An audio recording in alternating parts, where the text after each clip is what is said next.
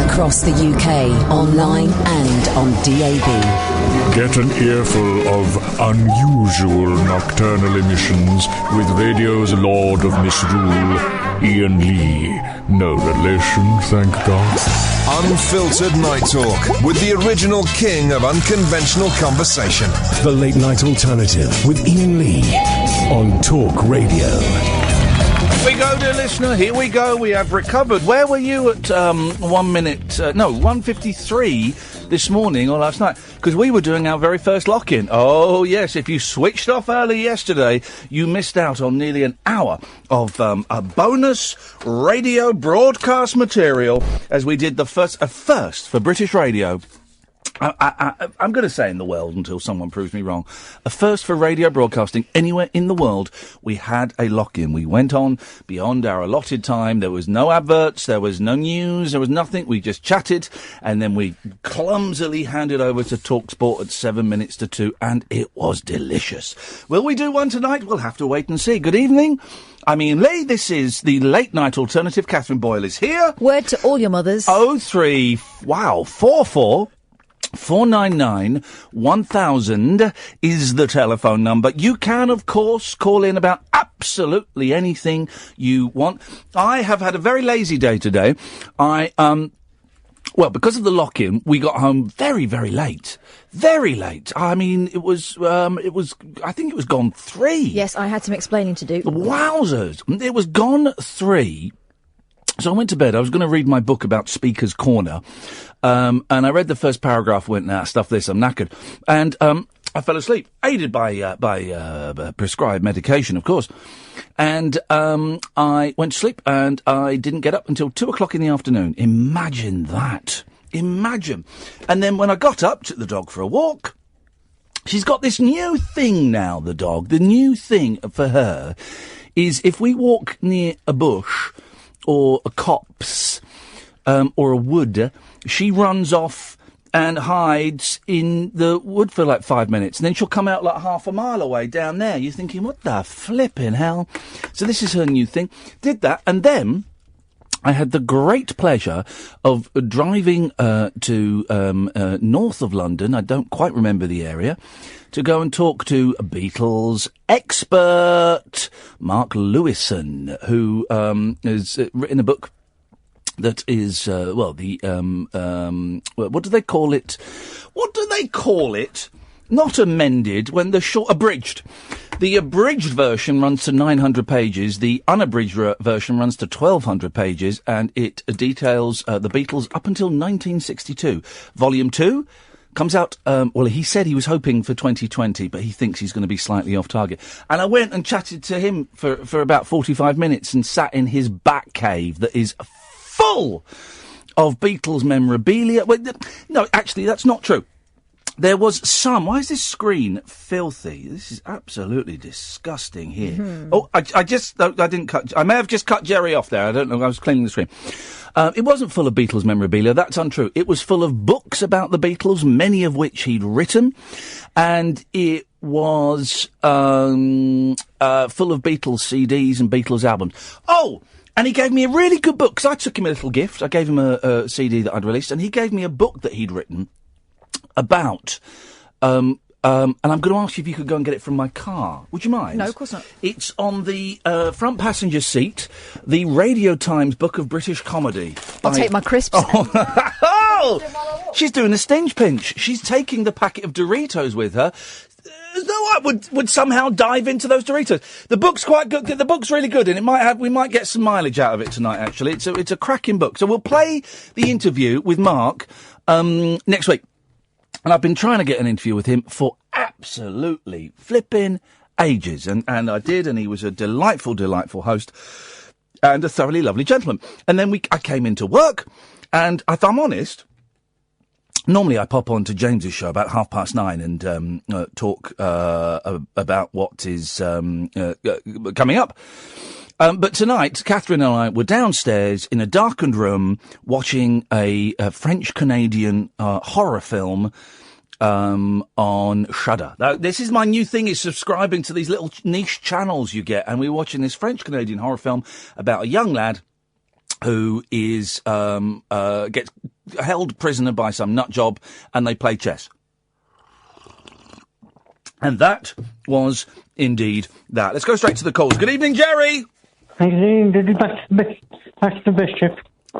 Jerry, I'm going to ignore that rather weak masturbatory joke, because I know that you are better than that. Well, actually, I know you're not better than that.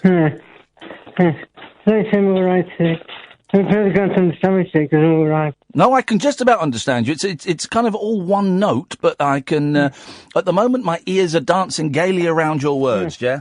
It's my likeness up and down all day, up and my condition, up and down all day. Thank you.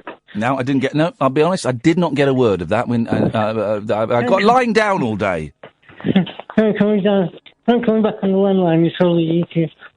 OK, if you can get the landline number off him, please, Sam, we will speak to him there. Good evening, Alan. Hi, Ian. Hello, Alan. How are you, Bob? I'm good, thank you, Matt. I've got a mouth ulcer. That's stress. I'm very... all right, you asked the question, I'm going to tell you, even though you don't listen. I am bloody stressed at the moment. There is so much stuff going on behind the scenes of my life that this is why I am throwing myself into work and trying to keep... I'm either sleeping or moving because I'm full of stress, Alan. Would it be because of that article on Radio Today? Sorry? That article on Radio Today? No, that's nothing. Oh, God, no. It's just stuff going on in my private life that I'm finding very, very stressful. Have you spoken to a counsellor about it? I'm not seeing a counsellor anymore. I've not seen him for about 6 months. I think you need to book another appointment. Well, here's the thing. I need every penny I can get, and I'm at the moment I'm in a part of my life where I'm doing okay without seeing a counsellor. It's just stress that I have to get through this, and I'll come out the other side, and I'll either be a better man or a broken man, Alan. I'll be one of the two, better or broken. I think you'll be a better man. I hope to God that is the case. I mean, I've got Channel 5 on in the background, and we've got an old friend of the show on. The what show? An old friend of the show. Who? Guy Goma. Hang on. What, the guy that was a taxi driver that was on BBC? Yeah. What's he doing on Channel 5? Because they're saying the most shocking TV moment, and he's number 39. I love. In fairness, he wasn't actually a taxi driver. He'd gone for a job interview, and for those who don't know, it's one of the most wonderful clips of British television. This fella, he's gone for a job interview. The BBC have misunderstood and think he's a guest. He goes onto the set of BBC News, and he gets asked a question about iPods and Apple. Oh no! The clip's on YouTube and it's had loads of views. It's a brilliant clip, and I think that guy's an absolute hero. A legend. A legend, Alan. A pure legend. Well, that's great. Thank you very much for calling. Let's go to Jonathan. Good evening, Jonathan. Hello, Ian. Hello, Jonathan. I found a way that the police service can raise some extra money. Oh, here we go. Let me get my pen and paper. Right, let's hear it. What does prison service have in abundance? Prisoners? Yes. Yep. So, when the prisoner dies, the prison service should sell their bodies to an abattoir. Like they do in China? Yeah. Now, hang on a minute. How many... Okay, I like this. How much would you sell them for, Jonathan? Or you could name your price, particularly if it was a famous prisoner. Okay. Like one of Lee Rigby's killers. Okay. Here's the thing, though. How many... and this is a genuine question that I would actually like to know the answer to, listener, if you know it. 0344 499 1000. How many prisoners actually die in prison? Oh, loads. Well, you say loads, but you're just plucking that out of the air. I would imagine that there aren't very many old men prisoners, and there aren't many people... When people get sentenced to life, but that means 20 years. That doesn't mean until you die. I don't think there can be that many prisoners that die in prison. Well, Cass just joined us. Jonathan and I are just discussing... Hang on, Jonathan and I are just discussing how many prisoners actually die in prison and what we could sell them for. Cheery stuff. Happy Wednesday. Happy Wednesday, guys. Go on. Yeah, well, the ones who do serve life are the most famous and infamous ones, and therefore, if you sell them to an abattoir, you'll fetch an above-market price for them. We don't even know what the market value is for a cadaver. Well, I don't know about you, but I would... I think we can't say... I dump that because I don't think we really need to be broadcasting now. Jonathan, they're making light of something that isn't actually to be joked about, of course. If anybody was offended by that, then you have my humblest apologies. I wouldn't like to make jokes about that at all. But in essence, the point that... Well, a vague point that he made there, the line about prisoners dying in prison. I don't know how many... I don't think it is that many, because life doesn't mean life or life. Doesn't mean life. Life means like 20, 30 years. So, and you don't get very many old men, old women, prisoners. So, again, moving on from his rather facile and let's be honest, frankly offensive point there, I think there is an interesting question. If anybody knows how many prisoners actually die in prison, and what is the going rate for a body? I would imagine, Catherine, that it is illegal for money to exchange hands in this country for a corpse. Yeah. Because people donate their bodies to medical science. They donate their bodies to medical research, but they don't sell them. I think the selling of body parts is still pretty much illegal. Do you remember that woman that was trying to sell her kidney stones online? Oh, yes. And she got banned for doing that because... Well, hang on. Having a product withdrawn from eBay... She was told it was against the law. Yeah, having a product withdrawn from eBay does not equate to necessarily breaking the law. She was told it was illegal. By eBay? Yeah. Right. And that was bits that have, like, fallen out. So imagine the things that were still attached to an actual body. Well, if Sarah Harding can't sell a pair of jeans for more than £5, don't imagine even her, joke about it. Imagine her selling, Well, okay, but no. Okay, this is going down a very, very interesting twist here. And macabre. And macabre. I wish. Listen, there's someone that keeps tweeting me every time Jonathan comes on, okay, and keeps emailing me and stuff. Could you stop? Could you stop? Because really, I think I may have muted you from my account because I don't see it in my Twitter feed. Let me have a little look. No, I haven't muted. Can you just go away? Stop. I'm an anti-fascist. I'm an anti-racist, but. Please, stop telling me how to do my job, okay? And telling me who we should have and who we shouldn't allow onto my radio show, okay? So thanks very much indeed. You can buy celebrity feces. What? Well, can't you? I'd imagine if there was a George Harrison turd for sale, that would get $5 or $6 Now, would that count as a body part? How would you prove it? You'd have to have a picture of him doing it, surely. Well, you know. You would. Well, that's what they do with records, don't they? But would that count as a body part? Or no, waste? Excretion. No, because you can buy celebrity hair. And spit and breath. You can buy celebrity hair. Now, that's a body part.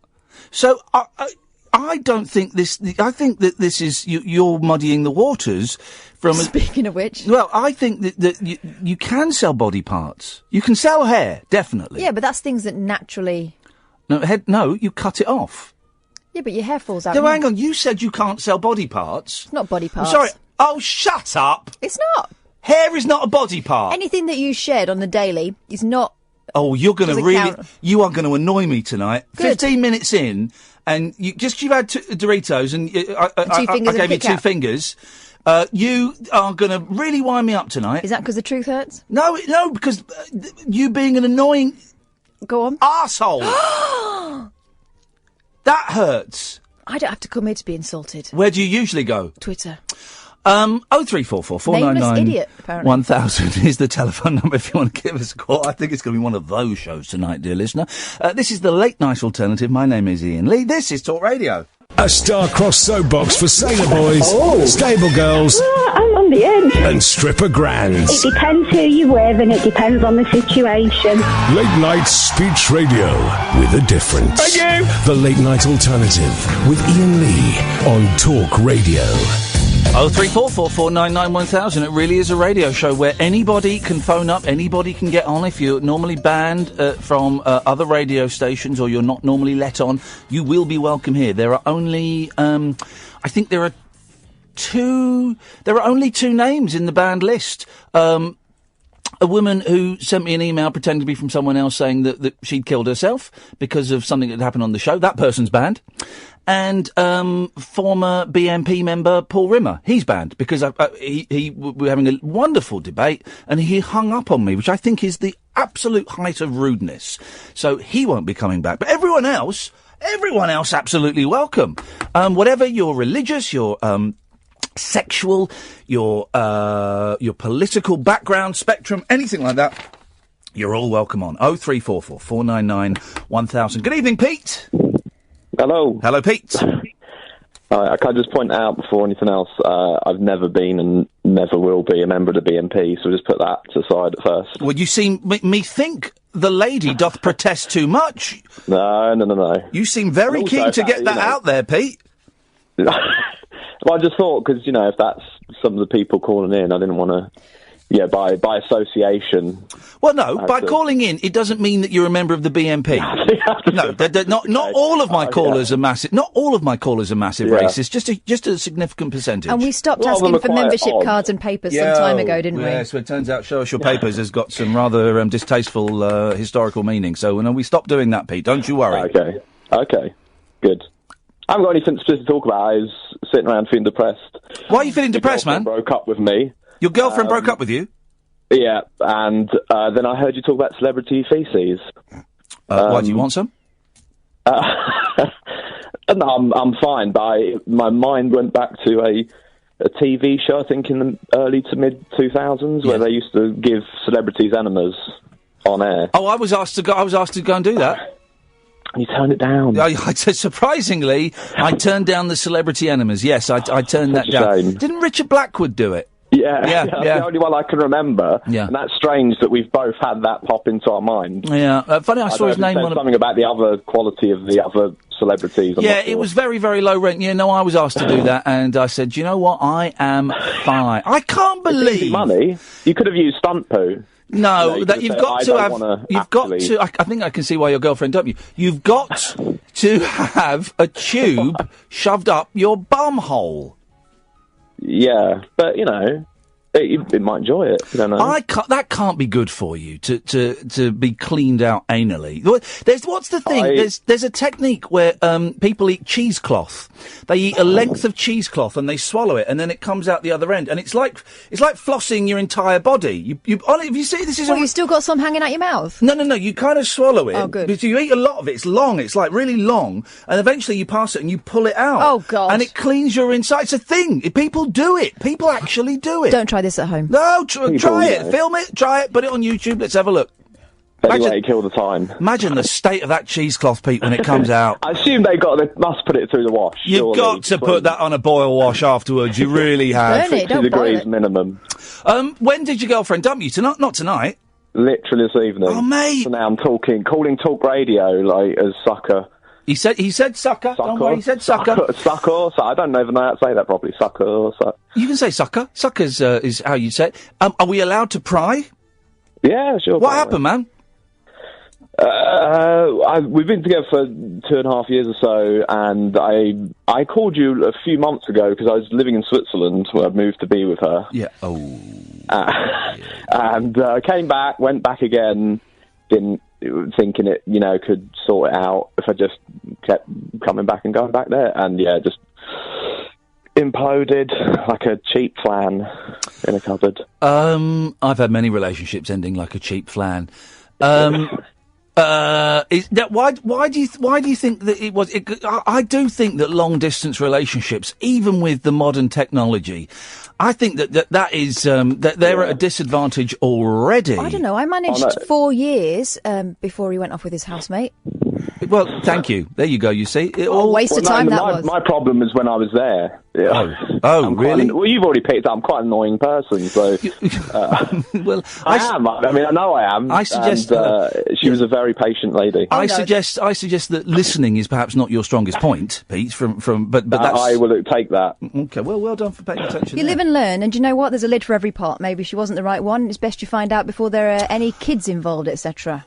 Yes. Well, yeah. Did you know it was coming? Did you have an inkling?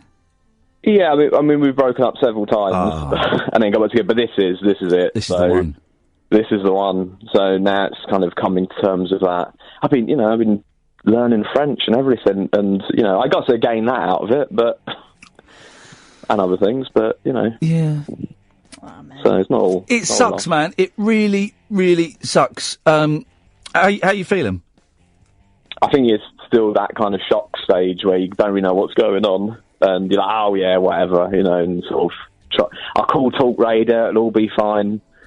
But then when you press the off button to end this call, you'll be back in your flat on your own, feeling miserable. And I'm not saying that, because I know that feeling. I know that you put the phone down and that's it. Suddenly you're back in the real world. What you got planned for tomorrow? I'm not sure about tomorrow. I think this weekend I will probably partake of some drinks. You're going to get on it? You're going to get bang on it? Good lad? No. Well, that would be my natural impulse, but I'm going to try not to be a puppet. But I'm more interested about what day is it tomorrow? Thursday. Are you working? No. So I've just moved back to the UK. So how are you going to look? How are you going to? Generally bereft. I'm not not asking you out for lunch or anything. So don't think that. I've got a busy day tomorrow. I've got a very important meeting. Yeah, lunch is fine. No. What, so it's one? No. One-ish? No. One? No. Two? Never going to happen. What are you going to do to make sure you're all right tomorrow? I'll be okay. I will make myself go for a run. I will do the thing that's I don't think it's good, but I will kind of distract myself with constant chat to people and blathering around or whatever. So yeah, I'll be okay. It's just in those dark 2 a.m. moments of like, hey, oh god. Hey, I've got right. We can sort this fella out. Okay, is this guest? There's a story in the paper today, and we're trying to get them on the radio about sex bots. Oh, sex bots. You're talking my language. Here we go.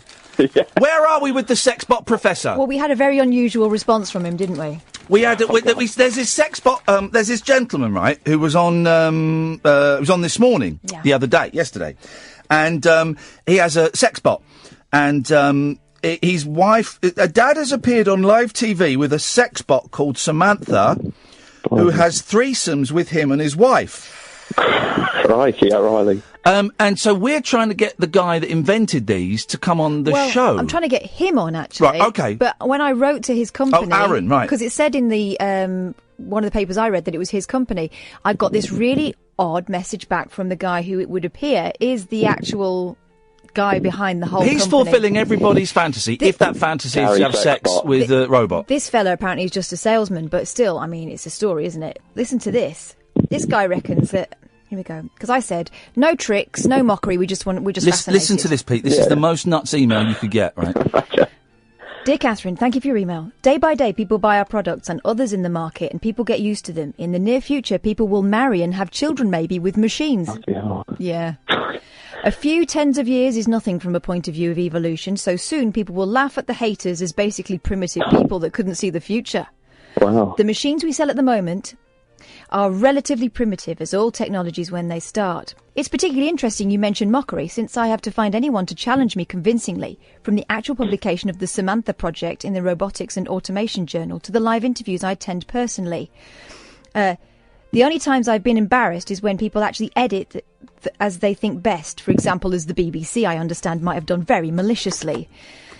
The BBC has now invited me for a live debate. There they cannot laugh because I am present and I am cunning, work really hard and have a real vision, so I'm really looking forward to attend.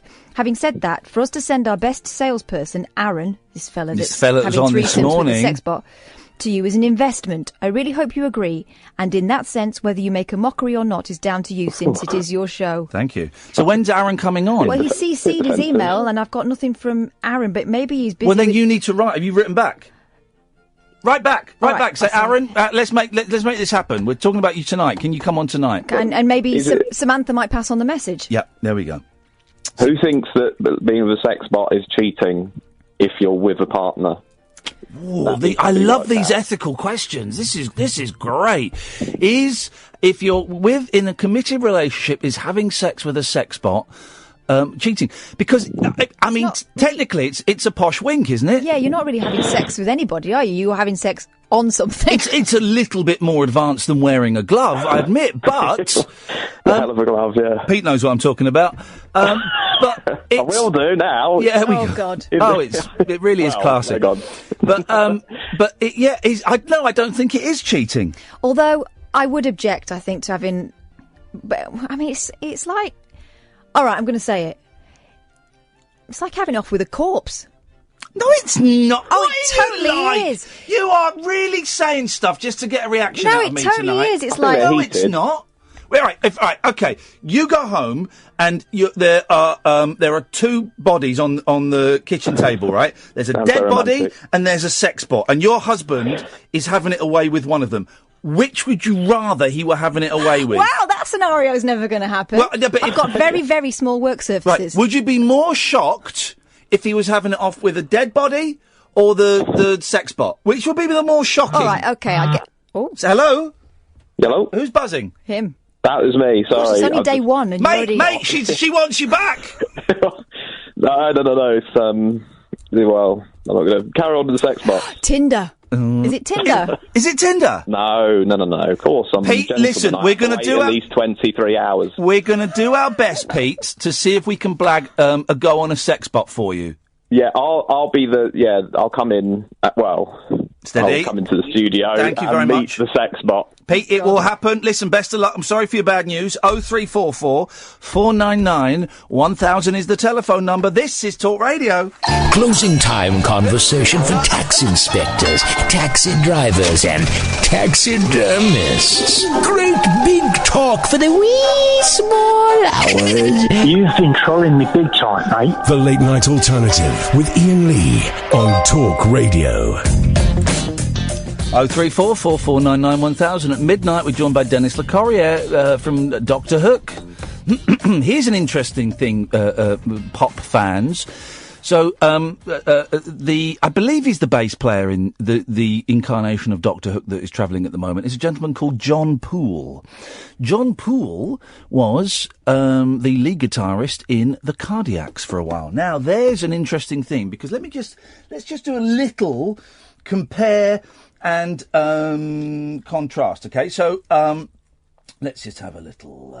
hang on a second. So, okay, so for the last 3 or 4 months, John Poole will have been playing songs like this.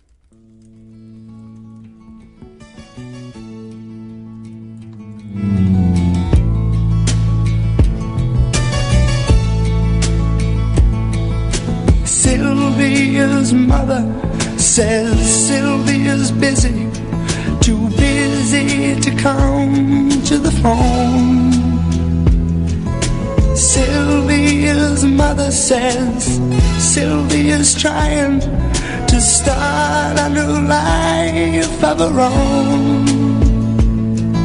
Sylvia's mother... So that's what he's been playing for the last 3 or 4 months. When I knew John Poole, and I didn't know him, he was playing this. Big, strong, tiny legs. I do believe in that flying aeroplane. Then you will rejoice in believing in Dr. Sparky. It's just got the most sing-along chorus. This is just as sing-along as Sylvia's mother. Here we go. Ready? Sweetness. If I'm a dog, then shake hands. Brothers, since we never ever sing like Barky, we wanna be dog-like Sparky. Handsome head upon my billy. We wanna be dog-like Sparky. There we go. So that's a pop crossover, if ever there was one. Jerry's back. Good evening, Jerry. Hey, one weird band, the Cardiacs. They were great, the Cardiacs. We'll buy him a 7-inch. I want. They play this amazing different. Testing custody. I've got a question for you. You need to separate natural deaths from suicides. Are we talking about in prison? Yeah. Well, no, I don't think. Well, if we were to follow Jonathan's thing, that we wouldn't. It would include all deaths. I suspect that there is sadly a high number of suicides in prison, which is terrible. It's terrible. No, prison doesn't work. Prison. You know, in the old days, you had to pay to go to prison. And pay for prison. Pay rent to the prison. prisoner. I'm struggling. It's not the phone, Jerry. It's your mouth. It's my I'm mouth. struggling with you a bit tonight, buddy. You just have to pay to go to prison.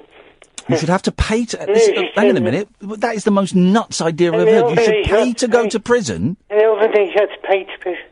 In the olden days, you had to pay to go to prison. What if you couldn't afford to pay? I don't know. There we go. You see? Do you see the flaw in that plan?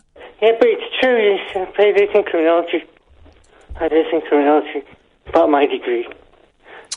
We got a text here. Andrew says, I think it only counts as cheating if the sex bot is better looking than your partner. That's from Andrew. The sex box. Caspel in the face. You really are in an arsey mood tonight. I'm not. I just find it kind of... Go on. Sex box. There we go. I think it's quite dangerous. Dangerous. Because- Because I don't think you'd have it plugged in at the mains, if that's what you're worried about. No, I getting don't an mean electric that. shock in your dongle. I mean, like, having this thing that's just an object for you to rut with. That's just, that's just girls. Is that what I'm talking about? High five, guys. That's what I mean. I know what I mean. We've already got a really kind of porny-inspired generation No, I know growing what you up. mean. But I just think we've had blow-up dolls for years and years and years. I just think it's an extension of that. Jerry? Hello? Yes? No, he wouldn't cheat on you. He's very loyal. He's been dragged up to next sale at 5 o'clock in the morning. Nothing worse than that. Just seeing the free Foxy's mint in the queue. It's mad. I'm getting every fifth word tonight, Jerry. I'm really struggling, mate. Sorry, you're being dragged off the next in the sale. It's 5 o'clock in the bloody morning. 5 o'clock in the morning, next sale. The next sale at 5 o'clock in the morning? What are you banging on about? My girlfriend used to drag me off. The sex bot wouldn't drag you up to the sales at 5 in the morning. Oh, the sex bot taking you to the sales? I see. Right, well, we can but dream, Jerry. We can but dream. Sex bot. Can I try one? We'll see if we can get a sex bot for you. Once Pete's had a go, we'll send it up to you. Clean this out for me. Okay, thank you very much, Jerry. That's all we need there. A dad has appeared on live TV with a sex robot called Samantha, who has threesomes with him and his wife. Aaron Squire left this morning hosts Holly Willoughby and Philip Schofield speechless and viewers stunned with the life-size brunette doll. The face looks like there was an American guy, an American ventriloquist, and the face of the doll looks like the face of the ventriloquist dummies that he used to have. Slightly, I can't say that. Slightly exaggerated features. The dad even lets his children play with the doll. But this guy's a salesman, is he? Yeah, he is. Okay. That makes me a little bit suspicious. Apparently it's got a family-friendly mode, so it doesn't talk dirty to his kids. The dad even lets his children play with the doll and said the kids aged 3 and 5 have accepted her as part of the family. Her sex mode was switched off during the interview in case the machine blurted out pre-programmed racy lines, including, I can take it many times. Oh, God. And I take it all. Wife Hannah said she was very happy to enjoy three-way sex with the robotic babe. During the show, Aaron... By the way, let's just clarify this, right? Sex with robots is absolutely nothing new. My name's David Babcock, and I got Hoover stuck on my knob. So it is nothing new. This has been going on for weeks in our listenership. During the show, Aaron, 36, of North Wales, tenderly placed his hand on Samantha's hand while her fingers rested on his knee. Confirming their sex sessions, Hannah said, "We have fun with her. I have no worry about someone else there for Aaron to have a relationship with." Host Phil joked, "Well, he can't run off with her as it took 2 of you to carry her in." Good one, Phil. That's why Phil gets the big bucks. He then added, "It's a bit like making love to a car GPS, isn't it?" What a strange thing to say, Philip. Aaron replied, "I don't think so." He's tried that. The family man said,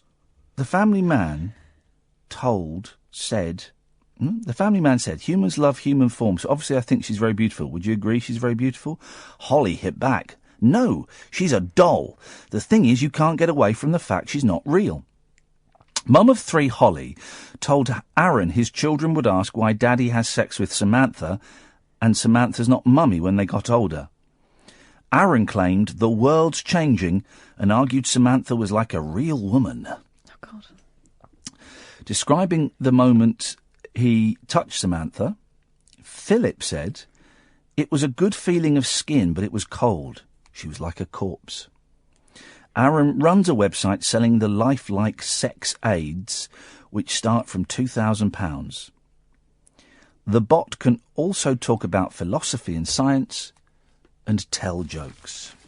There you go, all your emotional needs met. 03444991000. I'm Iain Lee. This is Talk Radio. After hours amusement for anarchists, air hostesses and jet-lagged Antipodeans. G'day, coppers. Can I crash on your floor? The Late Night Alternative with Iain Lee on Talk Radio. Dennis is next Wednesday. I've just messaged Dennis Le Corrier from Dr. Hook. What's your phone number? He said, what? For the interview? No, you said next Wednesday. I'm packing to fly to Denmark in the morning. Oh, gee, sorry, man. This is the thing. I'd said earlier on, I'm stressed.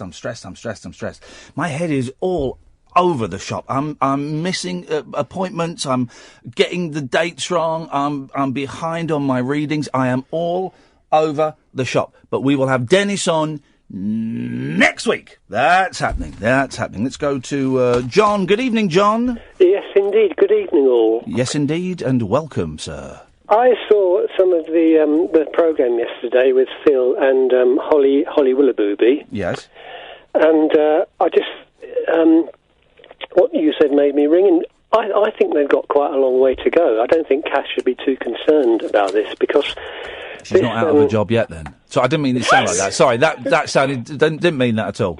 Did you mean womankind or me in particular? Because it matters. There's sex about. Yes. Just, I was a bit disappointed. You were sat there, dressing gown agape, ready, and then you were, I'll go and have another bowl of cornflakes. Well, no. Thing is, it just sat there. It. See, I'm calling it an it. Yeah. She just sat there. Apologies, Samantha. Samantha just sat there. She didn't. The bit I saw anyway. She didn't move. No. She didn't say anything. She sat there with, quite frankly, a rather glazed expression. She's got her hand on his knee, and it's the same sort of hand that Kermit the Frog has. And the thing was, you know how earnest Phil can be? Oh, yes. Towards the end of the interview, he said, I can't do this word for word, but he said, I felt either her or one of those earlier. And I was a bit disappointed because it felt very cold. He was very hesitant about this, and then he said she felt rather like a corpse. Yeah. Now, oh. It does make you wonder, what does he do in his spare time? I've touched a corpse. You must have touched a corpse, haven't you, John? Haven't you? I've held a dead lady's hand. No, I've done that. Have you touched a corpse, Kath? No, I don't think I have. I've held I had the great honour of holding a dead lady's hand while she was lying in state. So I don't think it's that rare to have touched a corpse. No. Am I the only person that's touched a corpse here? Crying out loud! I thought everybody had. There's nothing wrong with.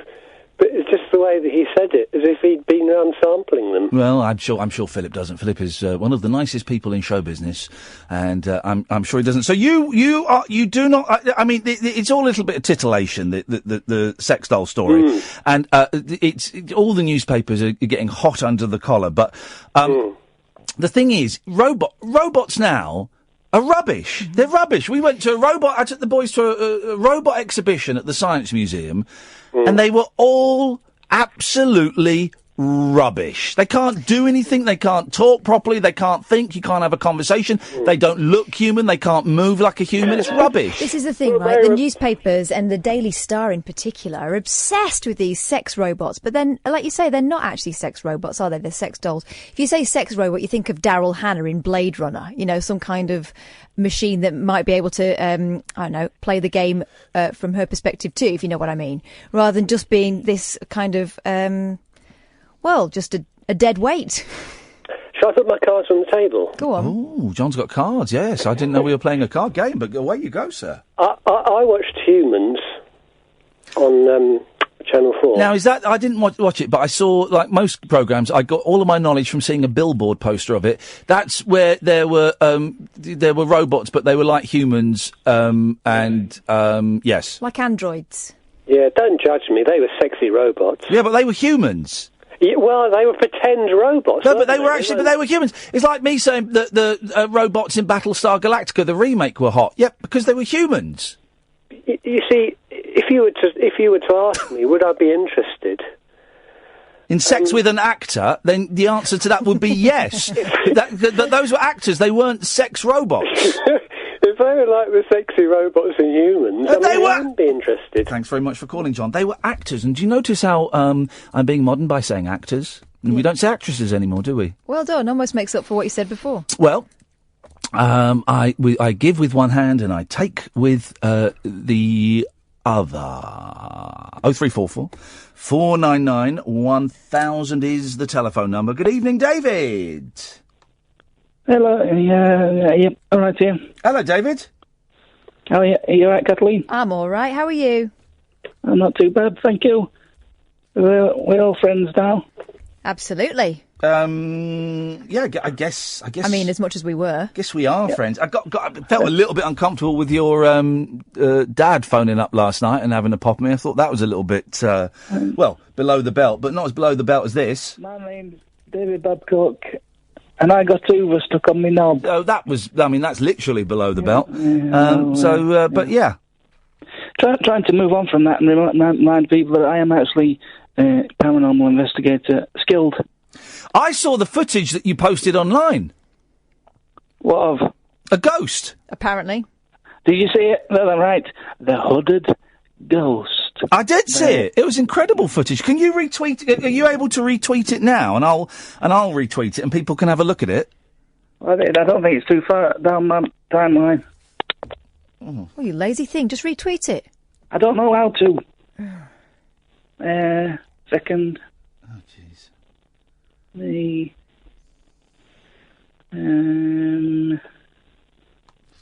profile. Oh, jeez. Oh, my God. It's the second thing on my timeline. Right, well, I'll find it and I'll do it. Thanks, Ian. Hey, Gaff. Go on. What have you been up to then? Great opening line, buddy. Why? I haven't. While Ian's doing that, I haven't spoken to you in a while. No, you haven't. You've been too busy hoovering. I've not been hoovering. Never mind that. What have you been up to? Why? I'd just like to talk to you. Okay. What have I been up to? So today I had a lazy day. I've started... Oh, bugger! No. Right. Bad Babcock! He's gone. I'm not having that. I am not having that. Are you all right? Yeah, I think I'm okay. I'm not having that. Not having that. Not on my show. Dear That God. sounded like it was even stronger suction than before. He's got one of those Hoovers that have been banned by the EU.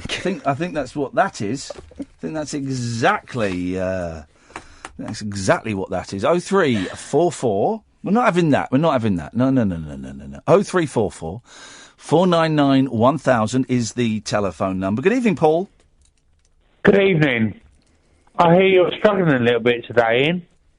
I'm stressed. I'm very stressed, yes. Okay, yeah. Stressed out mentally, things like that. It's Roald Dahl Day today, yeah? That's why I'm so stressed. Okay. I always get stressed on Roald Dahl Day. Hear me out. Something Roald Dahl wrote. Charlie and the Chocolate Factory. No, Danny Champion of the World. The Great Glass Elevator. Twits. The Angry Crocodile. Revolting Rhymes. Captain the Giant Peach. The one where he makes George's Marvellous Medicine. BFG. Okay. Fantastic Mr. Fox, yeah. Great Glass Elevator. Boy. Going solo. Hang on. Shut up, Paul. Shut up. Was the Fantastic Mr. Fox Roald Dahl? Yeah. Oh, God. Yes. Well, I'm going to be fantastic. Oh, and the Magic Finger. Hang on, let's listen to this, because the quicker he says it, the quicker we can... Okay, I'll get it over quickly. Yes. It might help you, Ian. Yes. Something pretty unknown that Roald Dahl wrote. Yes. I began to realise how important it was to be an enthusiast in life. if you are interested in something, no matter what it is, go at it full speed. Embrace it with both arms. Hug it, love it, and above all, become passionate about it. Lukewarm is no good. I used to go to school with a kid called Lukewarm. I used to go to a school with a guy called Tom Bowler. There we go, thank you very much. I went to a school with a guy called Wayne King, and that's a true story. I went to school with a boy called Richard Head. I mean, it's just parents. Just think what you're doing, parents. Think what you are doing. For goodness sakes. It's almost like we're planning this show, because there's a story in the 0344 499 1000. There's a story in... it feels like there's a slight delay on the phone lines, because everyone seems to be talking over each other today. The trendy baby names that upset the grandparents. It often provokes heated debate between the mother and the father. But the choice of a baby's name is far more likely to upset the grandparents, research shows today. 1 in 5 of them hate their grandchildren's name, objecting to them as odd, ugly, unconventional or old-fashioned. My father-in-law can't say my youngest's name properly. Oh. Doesn't say it properly. And every time it's like... But I'm never going to correct him. It's fine. But it just says it slightly differently. Or merely being upset that their own suggestions were ignored. Names most hated by the older generation include Aurora, Tabitha. I like Tabitha. Mm-hmm. I've liked that ever since Bewitched. Bedazzled. Bewitched. Finn and Elijah. But here's a solid name. James. Good evening, James. Hello? Hello, James. Oh, hello, Ian. Hello, I James. got through quickly. Well? Right, Ian, I thought it was strange that people haven't touched a body. Can you turn the radio off, because I want to talk to you about this more? Yeah, hold on. Sorry, I thought I'd minimised it. There we go. Sorry.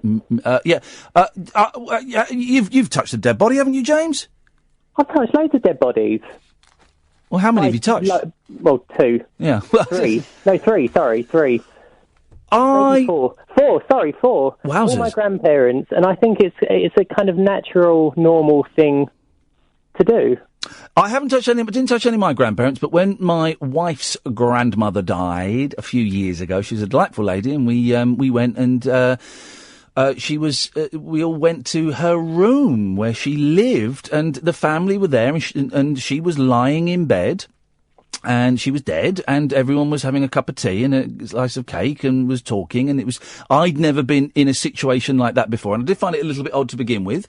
And then one of my wife's aunts said, would you like to sit next to her and hold her hand? And I thought, do you know what, actually, yes, I would, because I never had, and I did feel a little bit odd, if I'm honest, mainly because it wasn't my grandmother. I didn't know her that well. I knew her a bit. Her last words to me were, will you please shut up?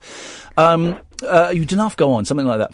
But yeah, sat and hold her hand for 10 minutes, and I'm glad I did. It's very weird going from being in a room with them to actually touching them. Because it's not, did you think that? Because it's not them, is it? It's not them. It's just a shell. And I think you have to experience that to realise it. Yeah, it really is the weirdest thing.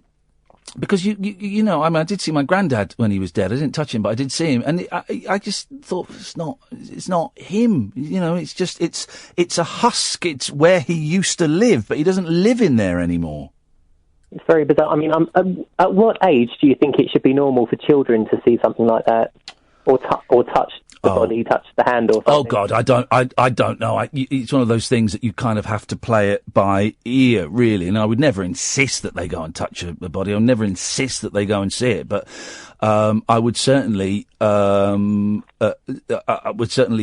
give them the offer of doing it if they wanted to. I think it also depends in the state that they've been left in, for heaven's sake. The first dead body I saw was my granddad's, and it was horrific. Oh, no, this is after they've been cleaned up and stuff. Yeah, but this is the thing. The family were all let back in the room, and they hadn't done it properly, and so it looked like they'd just... Because he'd had a ventilation tube in, it looked like they'd just pulled... He didn't look at peace, and it was something that took me a long time to go over. No, you wouldn't do like that. You wait till they've done a good job. You go and check it out for the kids, and you say, look, he's in... I think my 7-year-old, for example, now, I would, if that situation arose, and touch wood, we're a long way off that, but I would invite him I would sit down and have a chat with him and offer him that invitation, and I would hesitate to do the same to my 5-year-old. Although, when their rabbit died, we thought they'd be heartbroken. They said, "Can we see the skeleton?" So, James, listen, I've got to go. Thank you for that. I appreciate that. It's one of those things, isn't it? 035. Here's the thing, and I always say we don't talk about death enough, and we should have death lessons at school, because I don't know how to arrange a funeral. I don't know what you do. I don't know the cheapest way to arrange a funeral. We should have death lessons. 0344 499 1000 is the telephone number if you want to give us a call. The hour has zipped by, guys. Absolutely zipped by. I am Iain Lee. This is the Late Night Alternative. You are listening to Talk Radio. Talk Radio. 0344 499 1000. Clive, then Sally, then it could be you, dear listener. This is Talk Radio. The Late Night Alternative with Iain Lee on Talk Radio. We have ways of making you talk.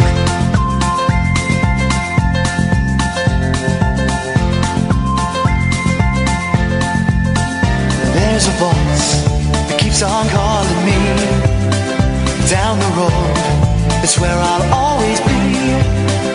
Every stop I make a new friend. Can't stay for long, just turn around and I'm gone again. Maybe tomorrow I'll wanna settle down. Until tomorrow I'll just keep moving on. Down this road that never seems to end. When new adventure lies just around the bend. So if you wanna join me for a while, just grab your hat, come travel light, that's old style. Maybe tomorrow I'll wanna settle down. Until tomorrow, the whole world is my home. So if you wanna join me for a while, just grab your hat, come travel light, that's old style. Maybe tomorrow I'll wanna settle down. Until tomorrow I'll just keep moving on.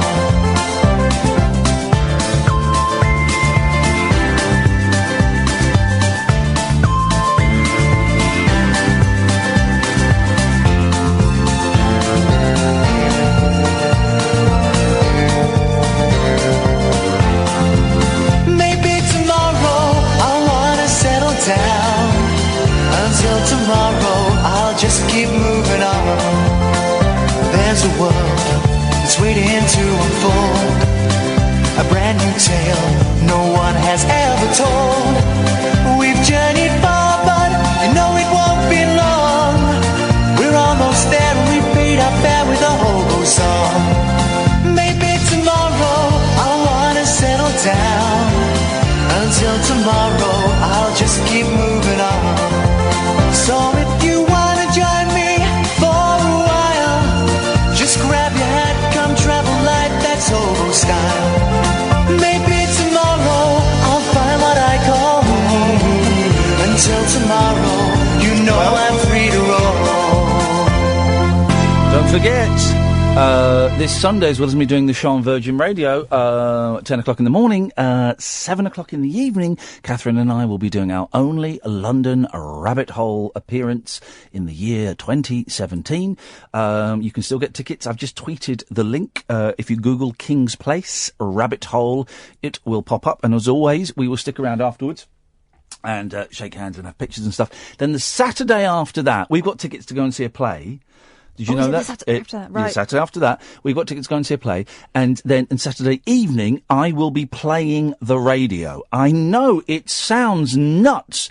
And it could be a car crash, it could be fun, I don't know, but Saturday evening, this is not this Saturday, the Saturday after, at the Big Green Bookshop in Wood Green, I will be playing the radio for about 45 minutes. What does that mean? I'm not totally sure. And as we get closer and closer to it, the more I think, this is a crazy idea, and maybe it's a dumb idea.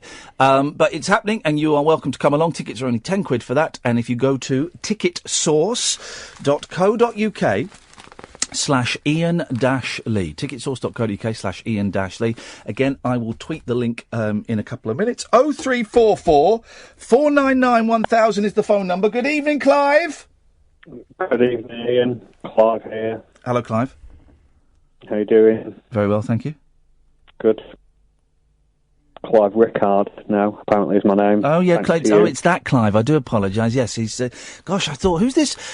No, we don't have a caller that's as miserable as... And then I thought, yes, you used to be called Kyle. I remember. Yes. Because the neighbour thinks you're called Clive, Yep. and we thought to make it easier... Yep. He's probably right, isn't he? So let's all call you Clive. Let's all call you Clive, Kyle. Well, do you know what? I can get him listening if you want. I can go and knock on now. Not like that. Go and knock on his door now.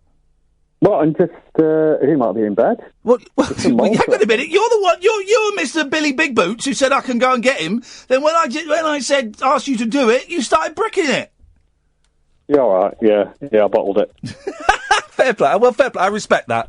I respect a man who and I've done that many times, who can put their hands up and say, "Yeah, no, I've bottled it. No, I've bottled it." Well done, Clive.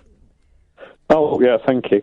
No, the thing was about the dead people. So, not obviously, but when my nan passed away, I did hold her hand when she'd, quite sad. The other one is, I don't know whether I can't look out now whether you'll find it humorous or just like really sick. Oh. That's always a tough call. Go on. Oh, I've just realised that didn't come out like the way I meant it to sound. Okay, let's hear it. Okay, so basically, I'd been going out with somebody who was brilliant. We'd split up. I was going out with somebody else. Yeah. But and I was a bit of a dodgepot. I was still not seeing my ex on the sly, but we were friendly. Do you know what I mean? But so was there any sexual contact going on there? No. But your new partner didn't know you were seeing the old one. You're still friends with them. Yes. Okay. Wowzers. That's worse, emotional stuff. Oh, yeah. Anyway, crack on. People say that the emotional stuff is worse than the sexual stuff. I think the sexual stuff is. Anyway, go on. Well, it was a long time ago, Cass. But anyway, so what I did was I finished work one day. I used to work mornings, so I agreed to meet. I'm trying to think of. I'll just say her name because I'm not saying her last name. So I agreed to meet my friend Jeanette. Yep. For a quick coffee after work, and we were wandering around town and in Rochdale, and next to the cenotaph there was like a guy sat on the bench, and he was sort of slumped over, and there was like a gang of them all used to sit around this part, this cenotaph thing, and they were all necking special brew or whatever. But this one guy was shouting at his friend. It's all genuine truth. He was shouting at his friend. Yeah. So me and Jeanette went over, and we were like... Now, hang on, Jeanette, was Jeanette the ex or the current? Ex. Okay. Yeah. So we wondered. Honestly, absolutely promise you truth. So we went over and we said, "Oh, what's going on?" And this drunk fellow was like, "Oh, mate, he's not responding to me." So we had a look, and this is grim. So, and he'd been sick in his mouth. You could see it, and his lips were blue. Wow. And he died, but it was quite a warm. I always remember this. It was quite a warm day, so he didn't feel cold. So we laid him down on the floor, and this sounds awful. I thought there's no point, even because he's dead, basically. Yeah. You couldn't do mouth to mouth. So this happened. Jeanette ran off to like a phone box, rang an ambulance. Next thing, police and ambulance showed up or whatever. And we had to sort of say to this bloke, we're really sorry, your friend's died. And and then the police were asking loads of questions like, who are you, blah, blah, blah. Anyway. But the weirdest thing is that two of my current girlfriend's mates were walking a dog past the scene, and they were like, what's going on? So we had to explain everything, and I thought they were going to go straight back to my current girlfriend, and I actually Hang on. Go on. Were you not going to tell your current girlfriend that you found a dead man? No. What? No, because what? You weren't going to tell your current girlfriend that you'd found a corpse in the street? No, and do you know what? I promise you, Jeanette's probably not listening, but I will keep a copy and I will play it to her, and Jeanette would happily ring you up and go, yeah, that's all good. Yeah, no, I'm not going to... No, because my current girlfriend would have killed me. Why? Because her mates had seen me and my ex having a bit of a conflab, and they would have gone straight back going, oh, Clive's not supposed to be seeing her anymore, and... But could you not have... Okay, let's enter the devious mind of a man for a while, because I am one. Okay. Could you not have... Right, forget that her friends have come along. Were you not going to say, oh, a terrible day today, I found a dead body. I found it on my own. I was on my own, and I found a dead man. No, because everyone kind of knew each other. So they would have said to her, "Oh, we've just seen Jeanette with Kyle." But even if, forget that those her friends came along. So imagine they hadn't come along. Would you still not have told her? No. In that case, I probably would have said what had happened because I was in the situation then. And you're a bloke, Ian, so you must have done some digging. Is that fair to say? Oh God, mate, tell me about it. Yeah, I'm paying the price now. Let me say. Right. So I got home that night. Yes. I was living with my current girlfriend in my flat then. Oh. And I genuinely, and this is so, and Kathy, you'll get this as well, right? And think men are such idiots. Yeah. I genuinely went and I thought, right, these two girls, they've seen me and Jeanette having a conflab. Right. I found this dead bloke. Right. Okay. So I went in and I genuinely went in and she said, "You all right? You been out a bit?" And I went, yeah. You'll never guess who I bumped into in town. And she was like, "Oh, who was that?" And I said, "Jeanette. I've not seen her for ages." And then obviously, because her mates, my current girlfriend's mates, had been straight up and told her, and she was like, "Yeah, I know all about it." But I can't believe that was the best thing I could think of to say at the time. Was, "You'll never guess who I've just seen." Yeah, and suspicious as hell. Yeah. And how much longer did that relationship last? Well, that was the one from when I rang in before. That was the lady who stayed for a few months, and then we had the 10-year gap, and then we were together for 5 years until sort of kind of recently. So it's all a faff, isn't it? It's such a relationships are such a faff. Clive, I nearly got your name wrong. I nearly called you Carl. No, it's all right. Relationships are such a faff, aren't they? But why did I even think of But it was the weird thing of rather than just front it and be honest and just be straight. It was like, I need to think of the most convoluted lie to dig myself out. Mate, I get that, brother. You know the answer to that question because you felt guilty about it because it wasn't just being friends. It was, and it's bizarre because this is led to a longer. So I feel almost like the dead man's been pushed to the sidelines now.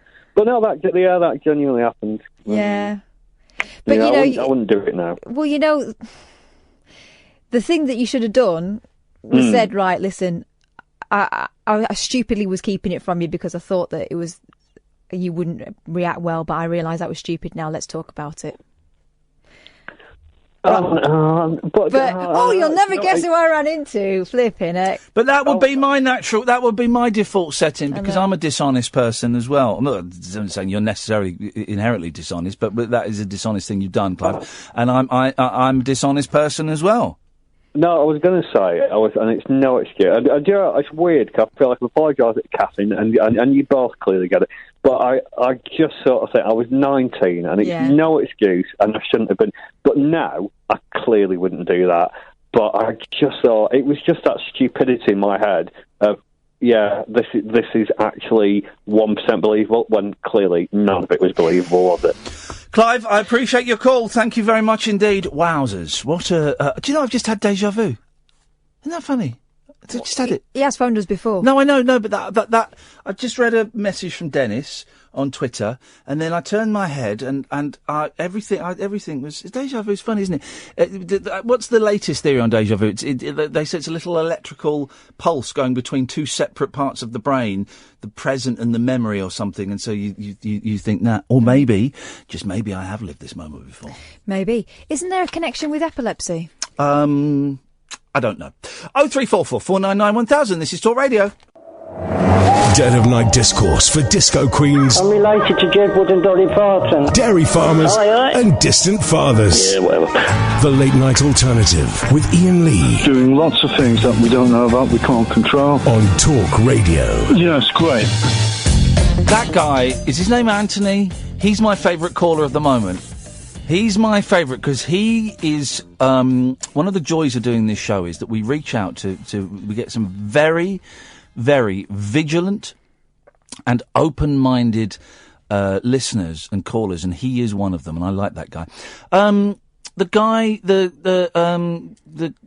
seance man that got the message from George Michael that Jerry Halliwell was going to have a big pop career again. He was going to come on, and now he's backed away a bit, hasn't he? Ian Lawman, this is. Yep. But he is. To be fair to him, he is on Channel 5 all night tonight. Okay. With Charlotte Crosby and various other artists. Is that live? In the dark. Yeah. Is it? Oh, okay. So, I mean, it may be that he's just slipped his mind. Yeah. But I'd love to talk to him. He suggested tomorrow might be good, so I'm hoping that he'll come back. Okay. Very, very nice. 0344 499 1000. Good evening, Sally. Hello, Ian. Hello, Kath. Hiya.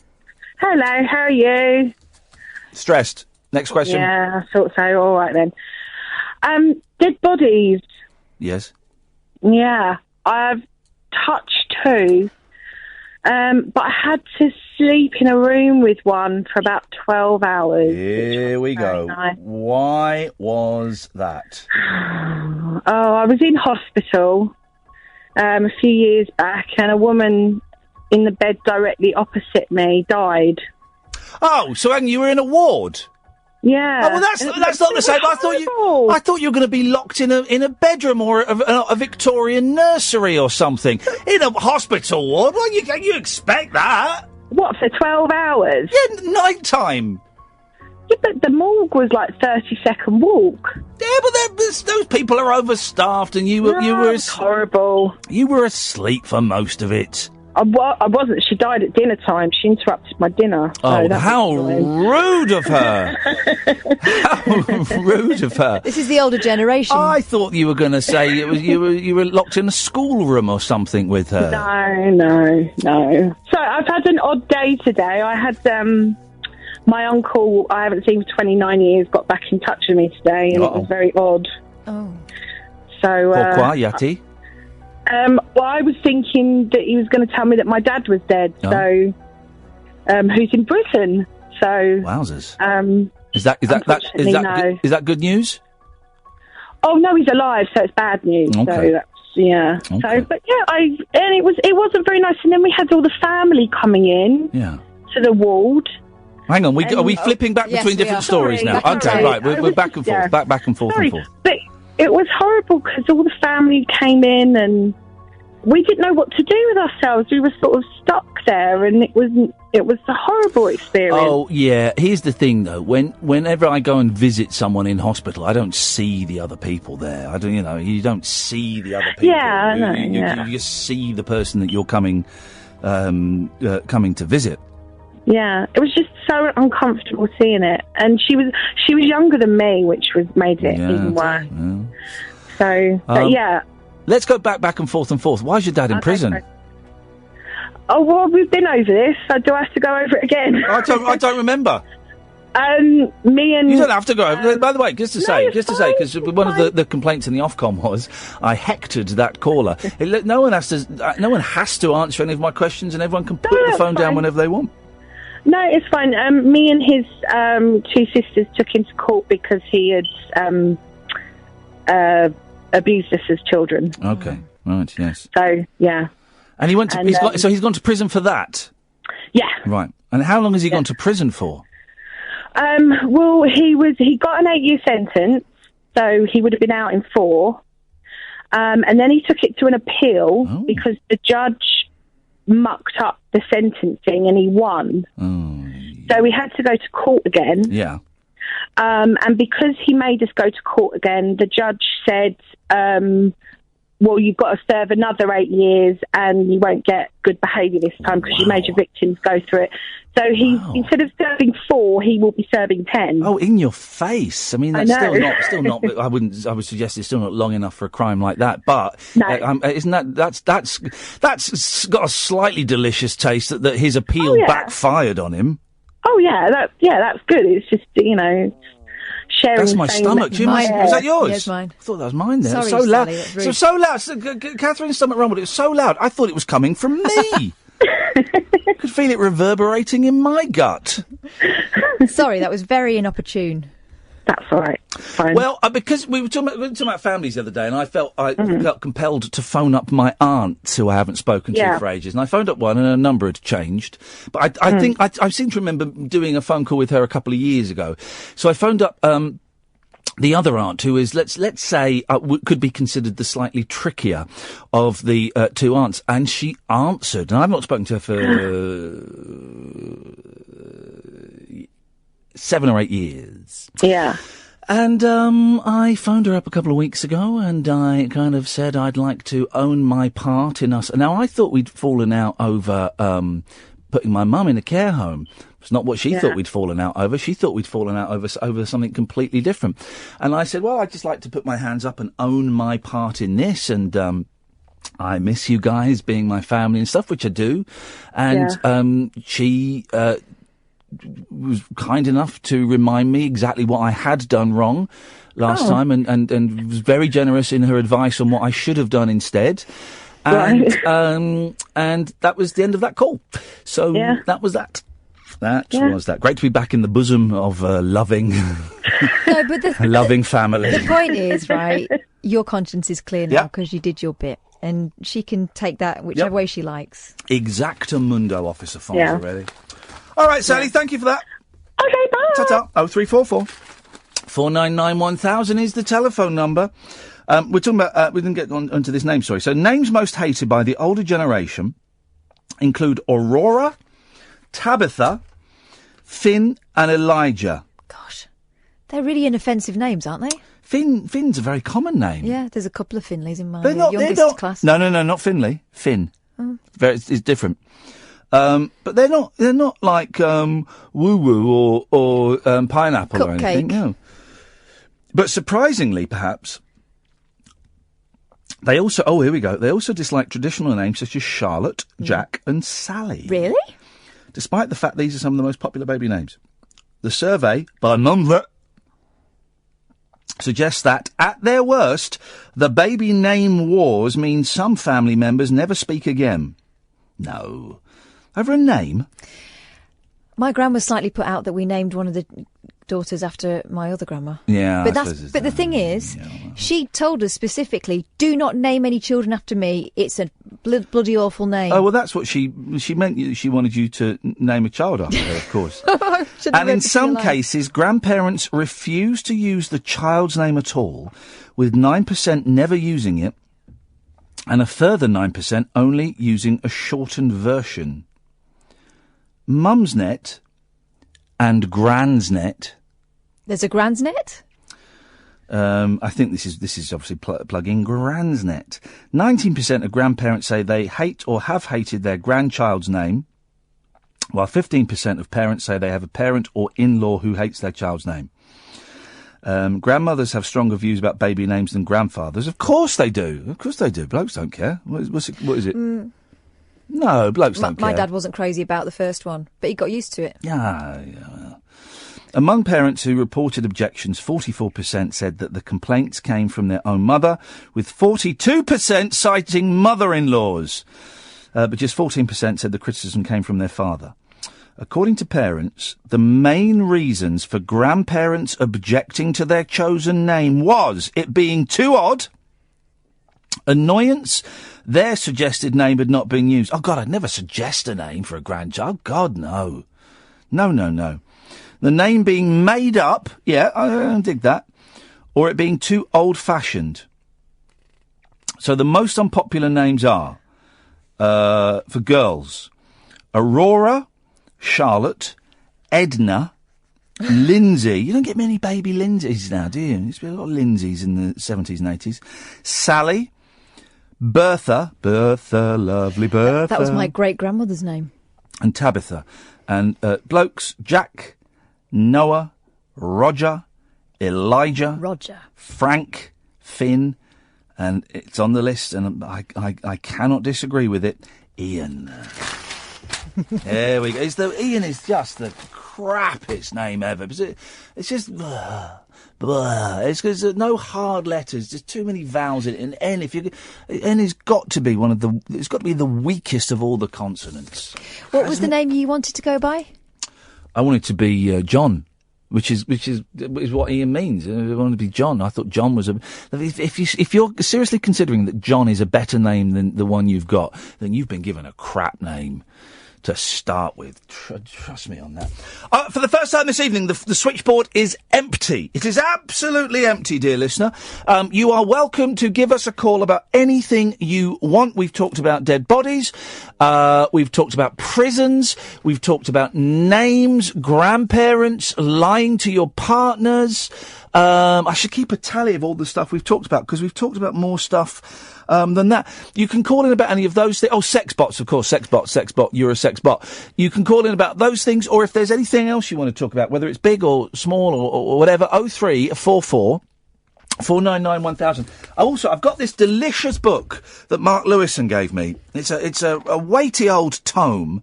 And it is the Radio Times Guide to TV Comedy. Over 3,000 shows. I'm in it. I am in it. I get 2 entries. Do you want to hear the one for the 11 o'clock show? Basically, any comedy show that's been on British television, it's here. I tell you what, I'll find it. We'll go to a break. We'll come back and do it. This is Talk Radio. Neon lit night talk for torch singers, trolley dollies, and train wrecks like me. Never know just where the conversation will take you. What I'm going to say sounds ridiculous. The Late Night Alternative with Iain Lee on Talk Radio. This is the detail that this Mark Lewison goes into is incredible. He knows more stuff about. I mean, this is a tiny entry in the great the scheme of the book. Page 253, 11 o'clock show, 109 editions, 108 30-minute episodes and 1 65-minute episode. That was the Christmas special where we had James live in the studio. Series 1, the 30th of September to the 8th of October, 1998. Series 2, March 29th, 9th of March to the 29th of April, 1999. Main cast: Iain Lee, Brendan Burns, Fred Macaulay, Sacha Baron Cohen, Daisy Donovan, Sarah Alexander, John Holmes, Tommy Vance, Rich Hall, Mackenzie Crook, Robert Popper, Gervais, Paul Garner, Alan Francis, Robin Ince, Alex Lowe, Ricky Grover. A late-night satirical sketch show running 3 nights a week and taped as live. It wasn't taped as live. On the day of transmission to ensure topicality. The first series was obviously a trial run, and its format, Burns and Macaulay as anchormen, Iain Lee as sideman, Daisy Donovan as roving reporter, was not a comfortable one. Many of the elements that would feature throughout the show's run, I won't read all this, were present, but the effects was clumsy and self-conscious. These problems were straightened out by the second series, and then the show found its feet with the elevation of Iain Lee to principal anchor, and Daisy Donovan brought into the studio in addition to her film contributions. Mackenzie Crook was the third co-presenter, but by the next series he was gone, and Donovan was repositioned again as Lee's co-host. Their rapport was central to the resulting success and helped the show survive some less than strong material. Goes on and here we go. Donovan's flirtatious, innuendo-laden interviews with politicians were especially effective. Lee's style was more obtuse. I like that. Lee's style was more obtuse, although he too derived mileage from Vox Pop interviews, in which he presented the public with outlandish proposition to gauge their gullibility. There we go, dear listener. I am 2 paragraphs in a book. Imagine, Dennis. Good evening, Dennis. Good evening, Ian. And your radio's off. This is unprecedented. I know. I turned it off when I heard what rubbish you were talking. Thank you very much. Oh, dearie me, how rude. What you got for us, Dan? Names. Yes. My eldest boy was born. We had a whole list. Are you speaking from inside your coffin? No, just... Okay. No, we had a whole list of names. Yep. My wife being a practicing Catholic, we had to have a holy name somewhere. Yes. Anyway, we sat on the side of the bed there, nursing the babe. Nope. We went through all the damn things we had. And we came up with Paul, which wasn't in the list at all. So you got that. Wow, the thing is, you probably are old enough that you actually invented the name Paul. St. Paul, you see. Yes. So it was Paul Dennis. My youngest middle son was Simon Martin. Yes. The other one, I forget his name now. Yes. Why are you telling us this? I'm not taking this as your last will and testament. And funnily enough, my name is a saint name, Saint Denis, from France, Saint Denis. Moses. Yes, so I've got a saint name as well, and I don't know where the hell my mother got that from, because I'm no saint. It is spelt the French way as well, isn't it? With one N. That's right. Well, my name is spelled with one N. That's what I just said. Not two N's. No. Denis. Denis. And Denis. Denis. Yeah. Well, thanks for calling, Dennis. Let's take no more calls on names. Name any comedy show it's in here. Name a comedy show. Okay. What about Duty Free with hapless holidaymaker Keith Barron? Let's see what it's. Duty Free. There are only 22 episodes of Duty Free. Gosh. First screened in. This is the kind of book I love. I'm gonna. This is me sorted. 13th of February 1984 was Series 1. Mondays at 8 p.m. Strangers beforehand, two couples meet in a Spanish hotel and a relationship instantly transpires between the husband of one marriage and the wife of the other. Episodes reflected their desire to get things together while the spouses tried their all to keep them apart.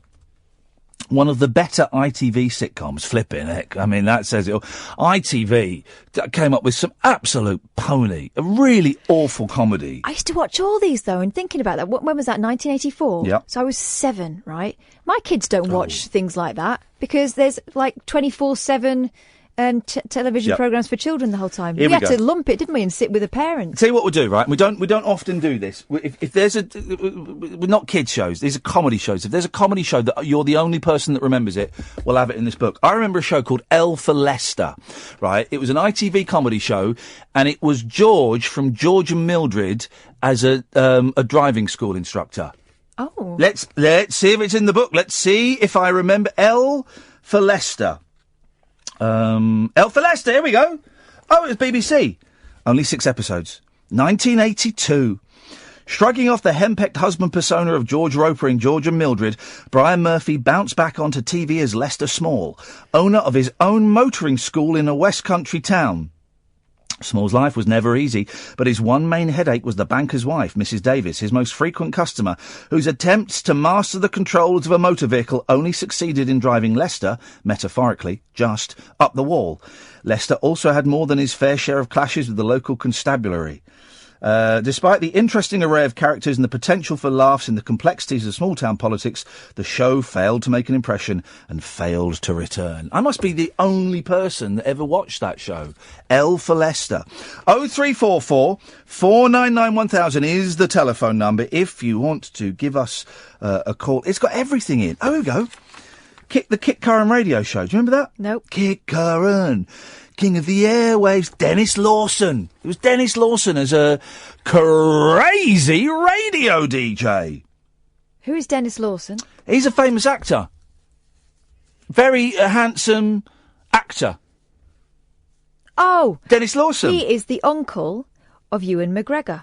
Kit Curran is a pop DJ at local commercial radio station Radio Newtown. Unfortunately, he's also blighted by certain unfortunate character defects. Oh, here we go. This is interesting. Series 1 was on ITV.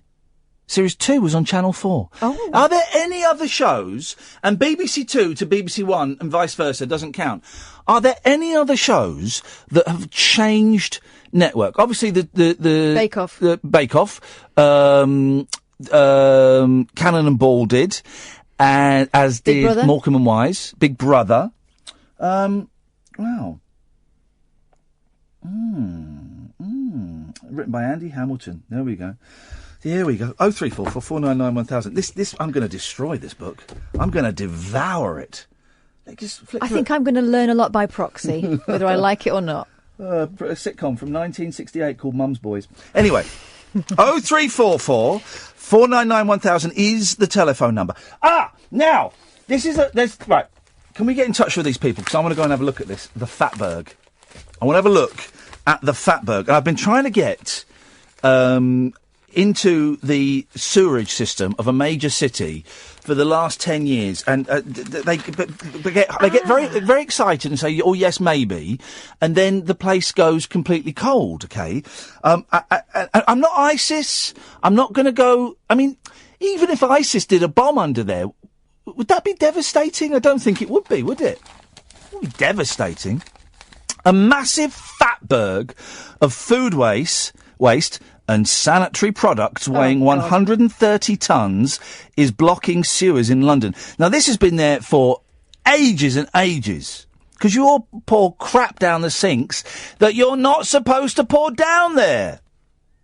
The clump of wet wipes, nappies, fat and oil has plugged the Victorian drains is over 850 feet long, more than double the length of Wembley's pitch. Oh, get us down there. Thames Water, Kath, get us down there. It's funny you should mention that. I'm just DMing someone that I happen to know works for like a water board, and I wonder whether he might be the person who could hook us up. I mean, you say us. I mean, I'll hold your coat. It will take 8 engineers with high-powered jet hoses 3 weeks to break up the mass. Get me down there, guys. I want to see this fatberg. It looks incredible.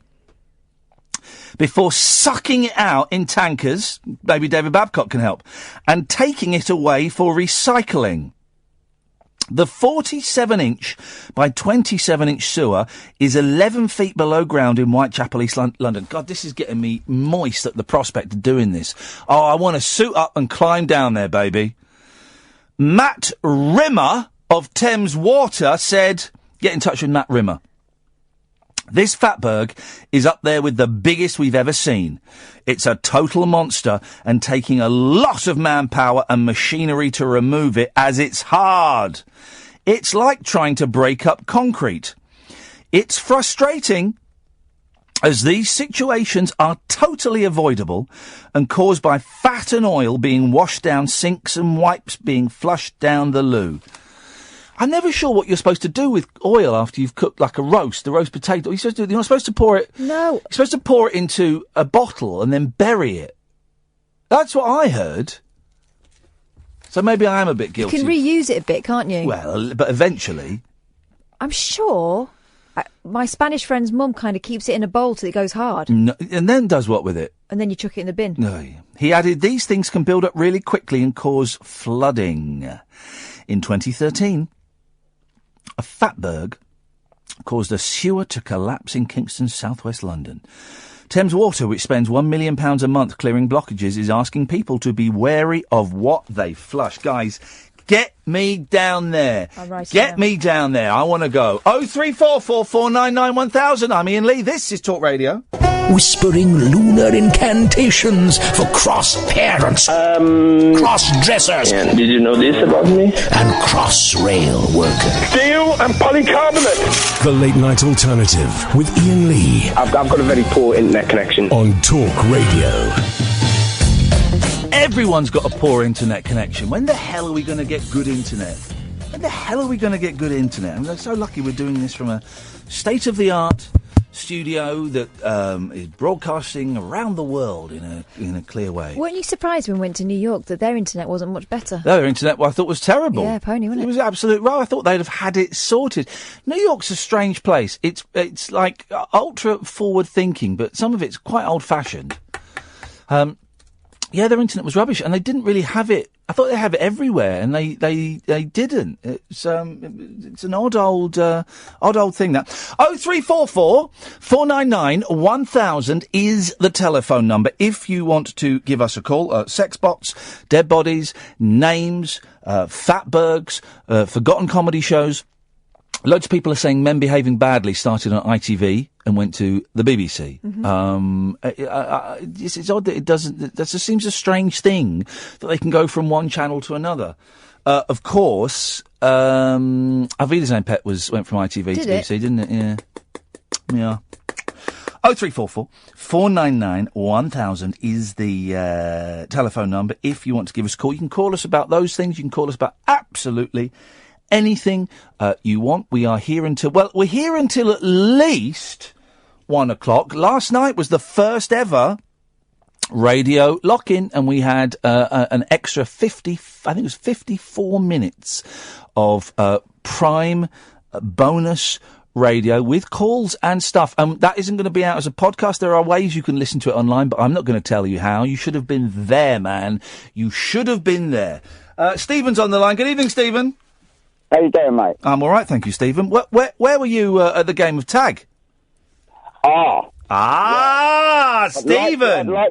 I would like to tell you that I had some tropical disease. Yes. But you bottled it. The truth.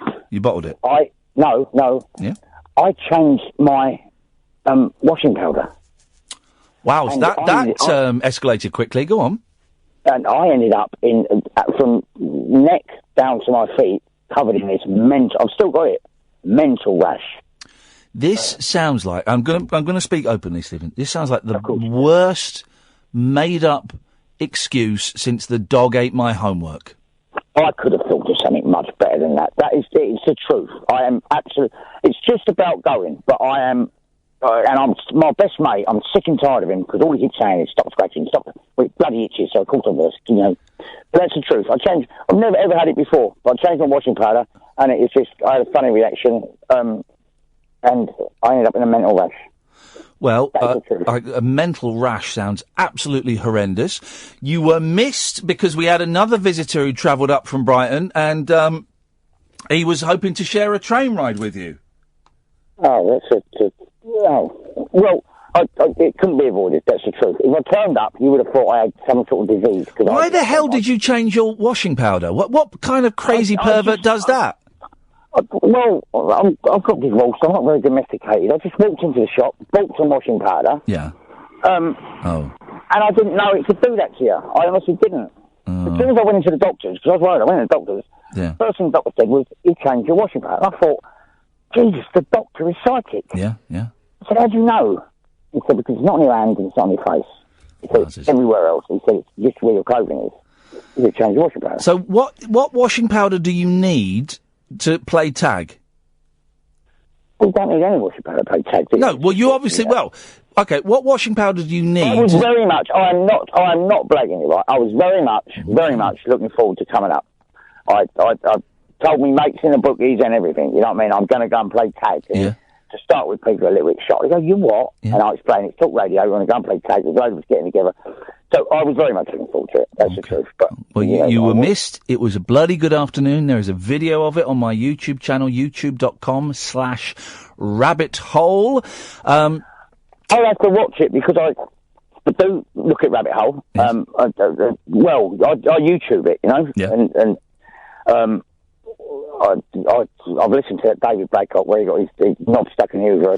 I don't know. For some reason, I don't think he's that funny, but that particular night was funny. I don't think he's funny. I think he's awful. I think he's a depraved. That's what I mean. I don't think he's funny. I don't get it. I don't get it. I thought it was quite funny that night. You know? I thought that was pathetic. I honestly don't get it. I don't get it. When people say, "Oh, we like David Babcock, get him to call him more." I don't. Why? He's a failed. When he was on the show and he was doing that ghost thing, you know, he came in. It was awful. That was appalling. I don't believe he could see. I do not believe he could actually see a ghost. He swears blind. He saw a ghost in the studio. I don't think he did. No, it was embarrassing. I was embarrassed for him, you know. If he couldn't see a ghost that night, he should have just said, "Oh, it's not working tonight. I can't do it." He was seeing partially dressed ghosts as well. I feel a bit sorry for him. And having spoken to his dad yesterday, the pieces fit together, don't they? The apple does not fall far from the tree. His dad's in denial. The poor lad's up in his bedroom, supposedly hoovering up. We all know what he's doing. It's a very, very sad story. I think he's trying to use talk radio to launch a comedy career. Oh God! I bet he's not even good at comedy. It won't be a comedy career. Jesus! I get people tweeting me, "Why'd you let him on? We hate him. He's unfunny. I agree, but I did. It took me 3 months to realise that he was trying to do jokes every now and then. Yeah. Listen, if he can do the ghost spotting stuff, the seance stuff, fine. And I do believe that he has a gift, Stephen. If I'm honest, I do believe that he has. The power, I don't know what you would call it, the touch. But I do think when he came in here, he couldn't see any ghosts and he made one up. And that to me is that is the worst crime of all. Apart from obviously, I understand. I can understand why people think they have seen ghosts. I understand it. I had a stroke in 2008. Wow. And my mind, for 18 months, you'll be surprised as to the tricks the brain plays on you. Oh, God, trust me, buddy, I used to ingest way more drugs than the human body can take. And for me, it was the auditory hallucinations. Not the things I saw, it was the things I heard, because no one thinks their ears are lying to them. No, true. What did you take then? What sort of drugs did you take? Oh, I don't need to go into that, but I took all of the popular ones. I took all of the popular ones and some of the expensive ones. And it was, and I had a fair bit of fun for a little while, and I had a long bit of misery for years. And stopping drinking and drugging was the best thing I could ever have done. Yeah, I mean, I've done my early 20s, with all the popular drugs and that. But I struggled with drink most of my life. That's the worst. Yeah. Well, the thing about drink is it's everywhere. Cocaine and heroin and ecstasy and stuff. It's around, but you kind of got to go and look for it. Booze, it's everywhere. You go into a petrol station, there's booze. You watch the telly, there's booze. You watch, you drive, get in the bus, and there's adverts for booze. It's insidious. I live in Brighton. It's 24 hours a day in Brighton. Yeah. You can get booze whatever time you want. Yep. It's mental. Anyway, I thought I'd ring up, right, because you said we can ring up and talk about anything. Yeah. And so I thought I'd tell you two things. My friendship with Judi Dench, Mrs. Williamson, is a married name. Yes. And I knew her reasonably well. Not, I can't say I went out partying with her. No. But I used to run a DIY store, a hardware store, like a village hardware store, when I was 16. Yes. And she lived in the next village. Can I just stop you for a second? Because this story is incredible. I want to hear this, right? But one of those weird things, the word hardware doesn't get mentioned very often, does it? Literally 20 seconds ago, Ollie has tweeted me about a forgotten sitcom called Hardware. Now, the great scheme of things, it's a coincidence, but a strange one. And I've had a few times, the last couple of days, that thing where I'm writing a word and it gets said on the radio. Just a little thing. Ollie's mentioned Hardware, a sitcom with Martin Freeman and Peter Serafinowicz and Ken Morley. And then you said the word hardware. Sorry, Stephen, it's just that deja vu thing. There's something's in the air tonight. There's something spooky in the air. No, it's not a regular word, is it? No, it's not. And the hardware store near us, Marjack's, or as we call it, Jam Jars, has just closed down after being there for about 50 years. Anyway, go on. I used to run a hardware. I was only 16. I started as a Saturday boy, I went to Germany when I was a kid, and when I came back to do my exams, and I started as a Saturday boy, and then ended up basically running the shop, And I only knew her from one program. I can't remember the name of the program, but I only knew her from one program. A Fine Romance. That's it. That's what you would have known her from then, A Fine Romance with her husband. That's her real husband. Yeah. And he was, honestly, he's dead now. I don't want to talk ill of the dead. She was absolutely blinded. Are you saying he was curmudgeonly? He was a really nice bloke, but he was pissed all the time. I think that's that. I don't think you're breaking any taboos there. Yes, was it Michael? What Michael? Williams. Michael Williams. Yeah. He's a good actor. Really good actor. Yeah. I remember when he got disqualified. He got banned from driving. Yeah. Was fuming, absolutely fuming. But she was sound. She was really down to earth and sound. Like, she lived in the next village, and there was no shops in that village. Yeah. So she had to come to us, and. She had an au pair girl that was a punk rocker, great big orange sticking up there, but really nice, She was sound. And the other thing is, because you were talking about telly, that's what made me think about Judi Dench and this other thing. I found it was me that found Anne Locke. And Anne Locke was an LWT secretary. Yes. That got murdered. Oh, God. It was me that found her. Oh, goodness gracious, mate. I don't remember that particular case. When was that? Oh, we're talking sort of 32 years ago. Right, okay, yeah. And it was highly publicised because she was an LWT secretary, London Weekend Television. Yeah, it's just down the road from us. And it's always been printed and said that it was in a place called Brookman's Park. Yeah. And it wasn't. Oh. It was in Potter's Bar, which is a little bit down the train line. Yeah. And I don't know whether the police says Brookman's Park to keep the press away from the crime scene. I don't know. But, I found her. It was me that found Anne Locke. Gosh, that must have been, and we only got a couple of minutes left before the news, that must have been anybody that finds a murder victim. That must be horrific, Stephen. I fell over her. Did you really? Honestly, I was going to steal golf balls. We were going to the golf course, so I had to steal golf balls. Were you a kid? Yeah, we used to sell them for 10p. The golf balls were 10p each. Yeah. But we used to get into the golf course. We had to cross the train lines. So we ran up me and a mate of mine, Jason Farmer, we ran up the train embankment, to cross the train tracks, and I fell over her and got up. I didn't see it to start with because the grass is sort of 2 foot. Got up and realised that I'd just fallen over a dead body. How old were you, Stephen? 15. Oh, mate, that's a burden to carry. No, I can't say it.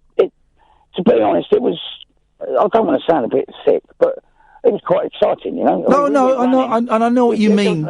Yeah. There was no mobile phones in those days. We went running down to the train station where everyone hung out, you know. We found a body, we found a body, we found a body. Everyone went, yeah, of course you have, you know what I mean? And to be honest, it took a while to convince people we had actually found a body. And it turned out to be Anne Lockley, the LWT secretary. And I don't think anyone's ever been convicted of it. You know. Well, Stephen, listen, we're out of time. I mean, that was a pretty packed call, if I'm honest. You had plenty of meat on that call there, mate. All right, mate. Thank you, Stephen. Take care. All right, Sam. Bye-bye. Wow. That was some call. Who was it who discovered an actor? Oh, it was Bruce Jones. Who did he play in Coronation Street? Les Battersby. He discovered one of the Yorkshire Ripper's victims, didn't he? I mean, you can't even begin to imagine what that must be like. Can't even begin to imagine. Thank you, Stephen. Trevor, stay there. We'll come to you after the news. So I'm going to give you a fair crack of the whip. Crap of the whip. Crap of the wick. 0344 499 1000. It really is a show where you can call in about absolutely anything. And we'll have a little recap after 12 of some of the bits and pieces that we've touched on. But I'm really enjoying the last couple of weeks. The show is evolving again and turning into this wonderful... we use the phrase a drop-in centre for the bewildered, but it really is turning into a wonderful, wonderfully weird and surreal and esoteric, and eclectic, late-night phone-in show. And that's down to you lot, you know, phoning in with whatever you fancy. So, I'll leave it as vague as that. 0344 499 1000. Cost you pennies, if at anything at all. We call you back. I'm Iain Lee. This is Talk Radio. Talk Radio. So, Trevor's up next, sorry, and then it could be you. 0344 499 1000. This is Talk Radio. Across the UK, online and on DAB. He has made a covenant with the night, and with the darkness he is in agreement. Uncut, after-hours conversation for the up-all-night generation. The Late Night Alternative with Iain Lee on Talk Radio. We'll get you talking. 0344 499 1000 is the telephone number. Where we talked about sex bots, dead bodies, God, I can't remember. What else? Murder. Being itchy. Yes, changing your washing powder. All kinds of things. I don't know. Oh, and Roald Dahl. What did we talk about Roald Dahl for? Well, Paul tried, didn't he? 0344 499 1000. Trevor's on the line. Good evening, Trevor. Hello. You were talking earlier about British comedies. You had this book. Oh, yes, I have this book. Yeah, I just wanted to know what the title was and the publisher, please. I'm thinking of getting it. Oh. Well, the book is The Radio Times Guide to TV Comedy. Right, Radio Times Yes. Guide to TV Comedy, yeah. Yes. Mark Lewison. TV Comedy. Mark Lewison, yeah. And it's got an H before the N. Yes. Right. Yeah, and it's on BBC Books. I think it's out of print though, but you can get it on eBay. Oh right, fair enough. I'll have to ask my sister. I don't have a computer, so I'll ask my sister to order it, mate. Okay. Well, is there anything you'd like me to look up for you now, Trevor? Not particularly, but I'll tell you my favourite comedy if you want to know. Yeah, go on. Fawlty Towers. Oh, is it?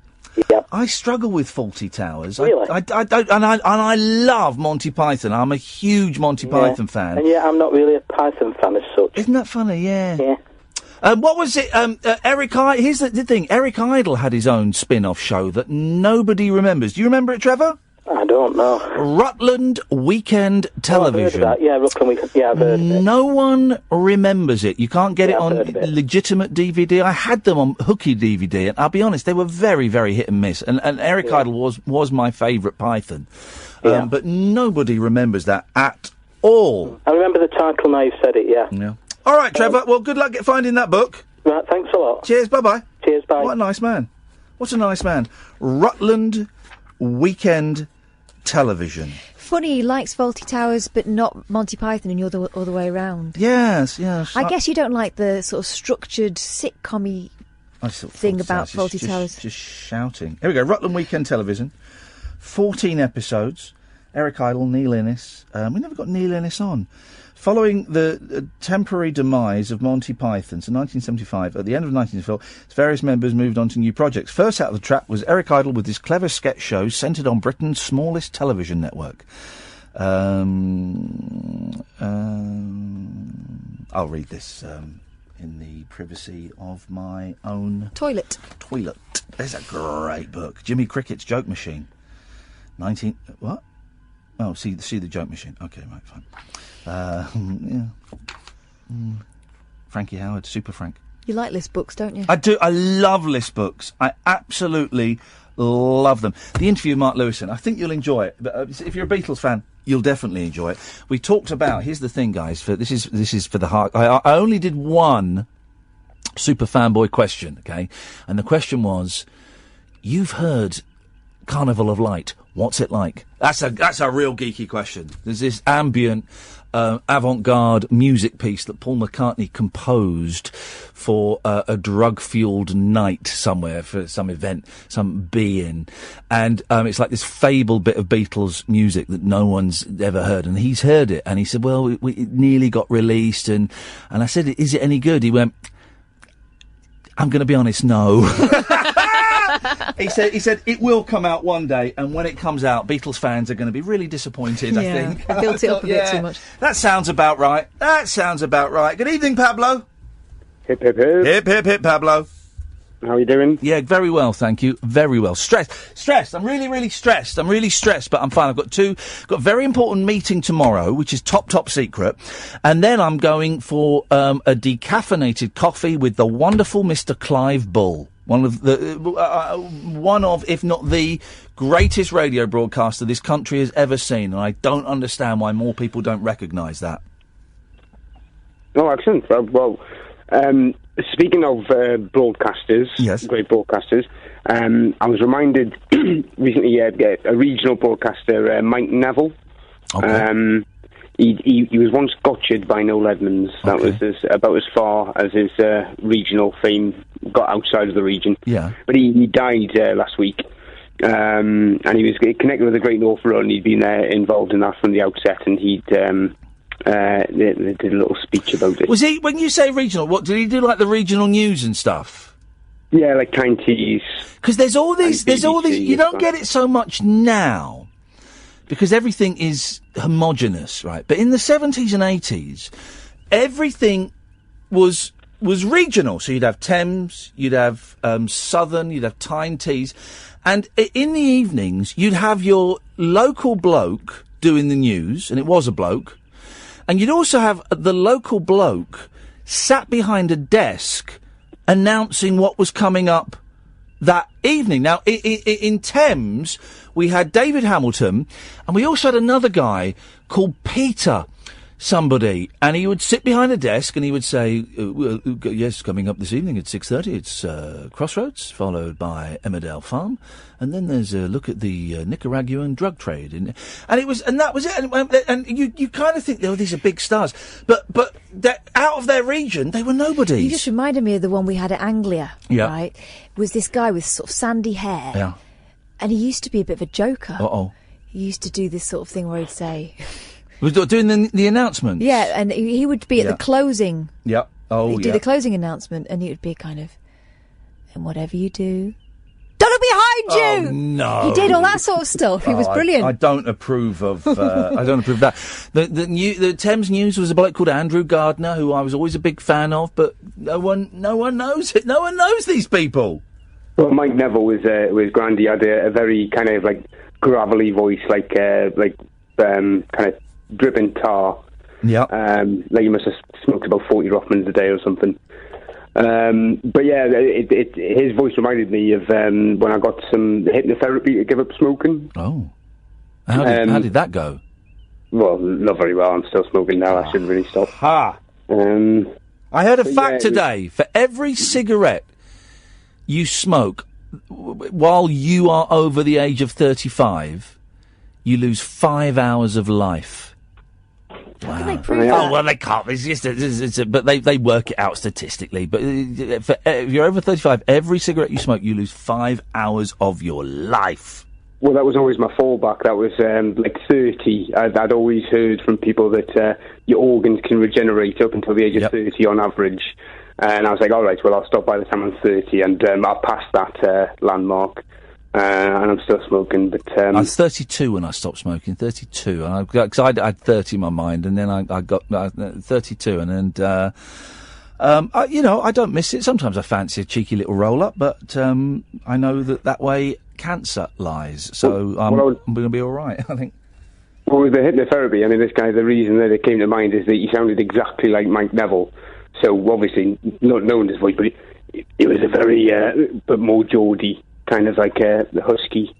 And at first, when we turned up, he said that we had the wrong day, but we didn't have the wrong day because I had it written down. So he ferried a grandchild off into another room and took us up into his study, which was like his computer room. Yeah. And it made us focus on a little thing in the top corner. And he was doing his spiel. Yes. And one of his, he basically said, if you were to take the chemical compounds of a cigarette or a cigar and inject them into your body, you would die. Wow. You will not do this. And the forceful nature of the second bit made me think, did this come later? How many people had died? From taking the suggestion of injecting fag juice into your arm? Well, yeah, I mean, it would, I'd love a cigar. I would love, Pablo. Do you know what? I would love a big fat cigar. I would love one. I've never had one. I smoked Ponzi little cigars a couple of times. Didn't really like it. But I'd love a big fat cigar. I smoked a cigar. Cutting the end off, lighting it. They're not all that. It's just like a big...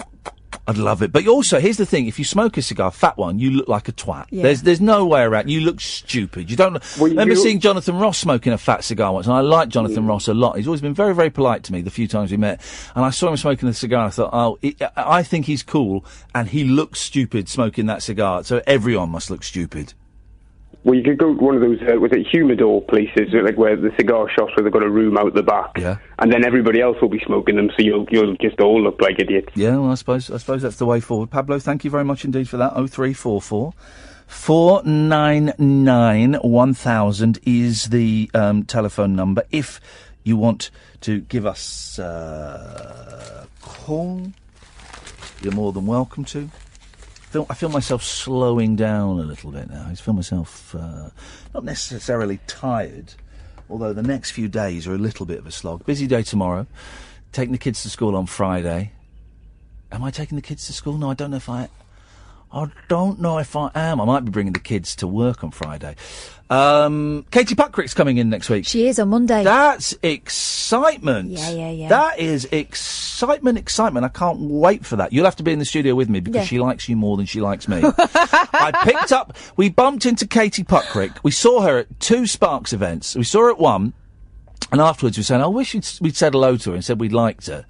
And then we went to another Sparks thing the next night, and she was there just as we were leaving. She came in, and I went, we ought to say something. Well, because we kicked ourselves for not letting on the day before. And so I said, hello, Katie, you're Katie Puckrick, and I just want to say that we think you're fab, and we love you, and you're brilliant, and, we just think you're great.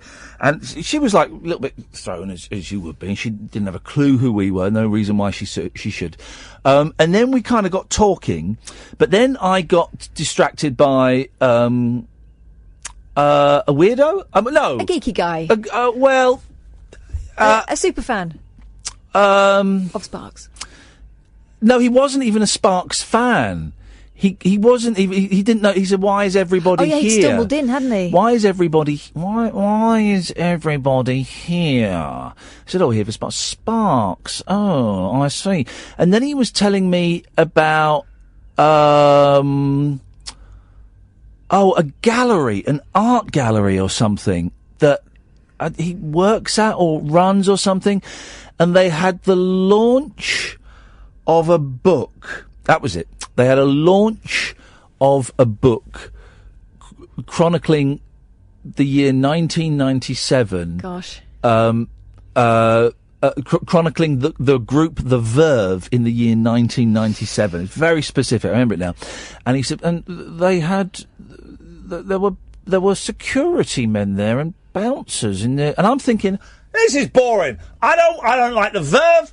I don't want to know about pictures of them. I want to talk to Katie Puckrick.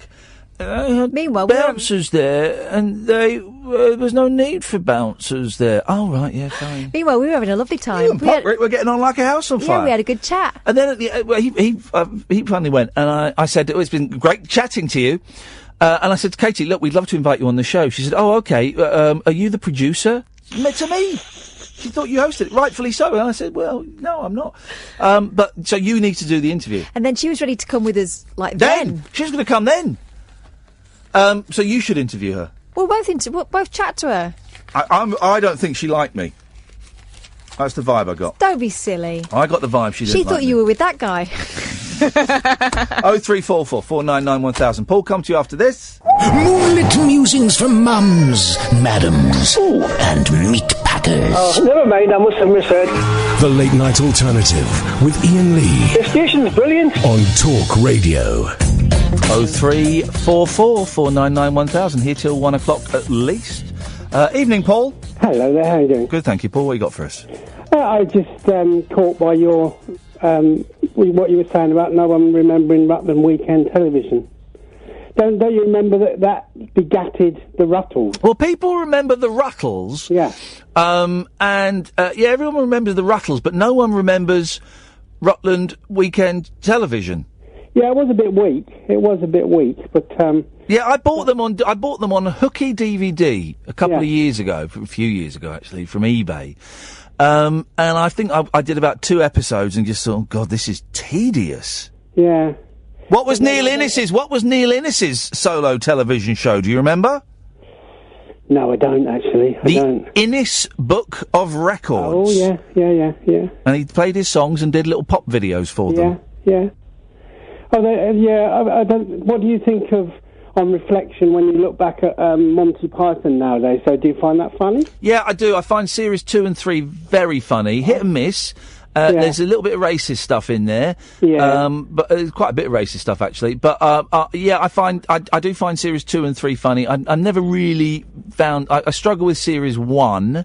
Seems a bit slow, and series 4, the one without John Cleese, I just don't think it's very funny at all. I sort of, from someone who didn't go to university, I sort of nowadays sort of see it as just posh boys, sort of trying to be funny. I discovered Monty Python when I was about 13, 14, and I remember thinking it was the funniest thing I had ever seen in my life. And I went and saw them when they did their shows at the O2 a couple of years ago. And it was a joy to see them. So but hey, listen, man, all British comedy is primarily posh boys. That's it. The 11 o'clock show was written by Oxbridge types. It's everywhere. They're everywhere. Yeah, that's right. Do you remember when it was first on? Do you remember what its time slot was, Monty Python? No, because I wasn't born then. I'm not that old. 1968, was it? 68, 69? 69, probably. It was, I would imagine it was about 11:30 at night. It was on BBC 2, and it was on about 12:15 there you go. at night. There you go, you see. But I was going on to say, have you seen our friend Barry from Watford on the new I have not seen Cheap. I know it's had mixed ratings, mixed reviews. If you have a look at his Barry's from Watford Twitter stream, he has the little bits that have got him in it, and he's a star. That man's a star. Oh, he's dead to me. He's dead to me, that bloke. Paul, thank you very much for that. I appreciate the call. Let's go to James. Good evening, James. Good evening. How you doing, Ian? Yeah, I'm all right, James. What you got for us? Well, I was listening I always listen to your podcast, and then I realised, I could listen live tonight, so it's the first time I'm listening live to you. You're welcome. You can see, if you're listening live, you can see why we do a shortened best of. There you go. Well, what I thought is you were talking about wanting to go do this island thing with Bear Grylls and all that kind of stuff. Oh yeah, well I was up for it. I was a standby. Yeah. Well, forget that. I've got a concept for a TV show, and I thought we could try and work for it. I'm in. Let's do it. Right. It's called Slammer. The Slammer. Yeah. Oh. And the concept is you can present it. 70s prison. about 10 to 15 celebrities, all banged up in a 70s-style prison, and all the wardens are ex-cons. Right, what do you mean by 70s-style prison? You mean like they're all getting sexually abused and well, I don't know what is a 70s-style prison? Like porridge? Well, like no treats. No. So, I'm sure they don't. Really So no PlayStation is what you're saying? PlayStations, Yeah. TVs. Okay. But, quite hard food, hard graft, 3 to a room, all that kind of stuff, and complete isolation from the outside. They could have visitors. Yeah. So they could have their celebrity friends visiting and stuff. But to make it a bit interesting, they could try and get out as well. Okay. So, yeah. Isn't there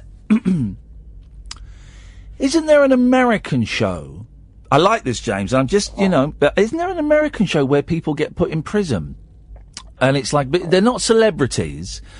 But I thought there was a show where I don't watch TV very much. Oh, God, neither do I, James. Trust me. But I do read about it and look at things on the internet. I'm sure there is an American television show where people, real people, get put in prison. But I like the idea of celebrities. Yeah, well, they're not real people, are they? No, of course they're not. So, and if every week they survive for more, more money goes to charity, or just to them. Oh no, I don't. Here's the thing: I hate this TV thing about get celebrities and the money goes to charity. No. Let me win the money. Give me the money. And here's the thing: you don't get paid the same if you cop out. Yeah, this is the thing that annoys me. These flipping celebrities that they tap out after a week. This is what I got annoyed about Bear Grylls Island. Sharon Davis was just tapped out after 2 weeks. For goodness, the bloke from Breaking Bad, the kid from Breaking Bad, tapped out after a week because he thought they were getting too much help. No, and they were. What he should have done was he should have gone to the other side of the island and set up camp on his own. Is it me? And you also got me into Naked and Afraid. I've watched every single one of them, mate, and it is great, isn't it? I've got so many of them to watch. I love it. And is it me, or do all the girls usually make it and all the guys tap out? There's a lot of guys tapping out. There's a lot of horrific body art on that programme. There certainly is. That's the thing. And why do they pixelate bums as well? Let's see a bum. Come on, give us a bit. Well, because when they bend over, you see more than bum. Well, I know, but let's see a lovely little bum every now and then. Come on now, that's unfair. After 2 days, they're all covered in cack anyway. Yeah, that's true. It's a great programme, but why are they naked, James? No one can explain to me why they're naked. Well, they get a bag. They get a bag, and some of them make clothes, and that to me. Anyway, just to finish on this idea. Yes. You get to be the governor. Yep. So you can bring them into your office and stuff like that. Inflict you hard rules, all that kind of stuff. Yeah, I like it. Everyone gets a free Rita Hayworth poster. Yep. And other varieties of escape. Well, I'm meeting some television people tomorrow, James, for another pointless meeting that will end in disappointment and my soul being crushed. But I'll mention that to them as well. Wonderful. Good luck. See you in the Groucho Club. 0344499 1000 is the telephone number. I've had a tweet from Budgie. 60 Days in Jail is the name you're after, of the show you're after. Okay. Is it? 60 Days in Jail. Do they go to... But what is the premise of it? Don't... Budgie, phone up! Ring us up! It's a phone-in show, not Pen Pals Anonymous. Couples like more of the same flavours the longer they are together. What? A study in Wrocław University, Poland, I only want to help you, Poland, looked at relationships of between 3 months and 45 years. Long-term couples... Long-term... This is... Why am I even reading this? The statistics, I would suggest, are not significant. Long-term couples were 9% more likely to have the same tastes. Oh. So 91% not. And 6% similar smell preferences. That was a waste of everyone's life. Let's go to the ads. The late-night lip service for lovers, loners, and lounge lizards. Well, where exactly is your accent from? The Late Night Alternative with Iain Lee. I've forgotten your name already, excuse me. On Talk Radio. 0344 499 1000 is the telephone number. Let's go to Alan. Good evening, Alan. Hi, how are you? You sound tiny. Sorry, I'm in a car, sorry. That's all right, mate. What you got for us? It's about the 60 days in jail. Ah, right. Go on. This is the well, tell us what happens in it. Yeah. Right. Well, there's 2 series. For the first series, it's 5 women, 5 guys, totally nothing to do with prisons whatsoever, and they put them into holding prison, if you like. Yeah. You know, in America, they've got the system. Before you got into jail, you've got the court. Yeah. You've got them in there, and they stream them in sections. Yeah. And there's CCTV everywhere. They treat it a bit like Rick Bullerish, but these guys are processed. The only people that know that they have done nothing wrong is the prison warden. Hang on. So they're going into a. Sorry, Alan. They're going into a real prison. A real prison, a proper real prison. Oh, it is proper. You cannot help but watch it, if that makes sense. But then in the second series, what happened was Muhammad Ali's one of his daughters, she went in. Yeah. So that's the only celebrity on, but it's pretty bizarre how they do it, you know. And then they pull them out afterwards, and then they have a chat with them. How can you improve the prison? What you doing wrong? What you doing right? You can really see how people's attitude is. In the first series, this one guy, you know, really big, I can do this, I'm a teacher, I'll educate them. The guy had a proper nervous breakdown. Yeah. Really, yeah, absolutely fantastic to watch, this guy. you couldn't make it up. The guy put himself in isolation because they were going to put F him, basically. Wow. He was getting it pretty bad. Wowzers. And he couldn't see it. He thought he was better than these guys that were in there. Yeah. You know, academically, I suppose he was, but reality, you know, in his head, you know, he had all these degrees, he taught kids, he was hip, and he was all this. But in the real world, this guy was clueless, and they ripped him to shreds in there, you know.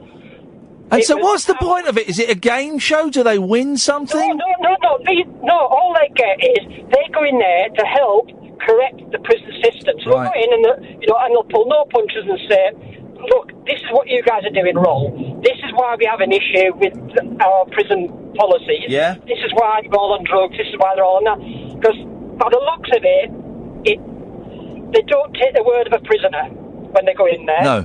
You know, if a prisoner goes in there and goes, you know, they beat me, they do this, I can get drugs, I can do the other. Well, you're doing it because you want a bit of cash. But these guys are doing it just to try and help stop people going back into prison. So they do 60 days, free gratis, and that's... Here's the thing, though, and I'm sure this is a plot of a film somewhere, that someone goes into prison undercover, but then doesn't get pulled out. I mean, that would be the greatest trick to play on someone. You're only going in for 60 days, we're filming, and then they never... Did it. Go on. Yeah, Sylvester Stallone did a film like that where he was like the world's greatest escape. Oh, yeah, that was it. Yeah, and he went in. Good film, that. And they put him on the ship. He didn't realise on the ship. Did everything to get out, and then he still managed to get out. But that was that one. You know, I mean... That's a good film, that. You're a bit obsessed with prisons, Alan. Have you ever done time? Well, no, I have not done time. However, you know... I've now got a relative that's gone in there. Oh, really? Young and stupid, and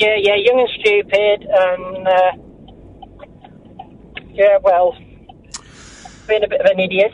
Yeah, well, you know, and he has, you know, short, sharp shock, but it's not, you know, a 4.5 stretch the first time you've ever done anything wrong. Yeah. How does that? You don't have to tell us who it is, obviously, or how close you are. But how does that affect the family? Right, it's been hard. I'll be honest with you. It's been hard. You know, that was his Valentine's present. Oh. Yeah, he goes there, and he's been there since. The only advantage we've got now is they've moved him a bit closer to where we are. Right. He was at the You know, we're in the northeast, he's in the northwest. Yeah. The prison system, I don't think it's all there. I think he needs a good kick up the arse. Yeah. You know, I mean, me and his mum, we aren't together. Right. He's in his 20s. This guy's, you know, he's in his 20s. Bank of Dad's shut. He's doing his, you know, it's his own life. But, you know, we're getting a message, £200 is paid for him to have a PlayStation in his cell. What's that about? You know, for me, he's done something wrong. He's been caught. He admitted it. So it's your boy? You know, it's my boy. Yeah, it's my boy. Mate. Yeah. Yeah.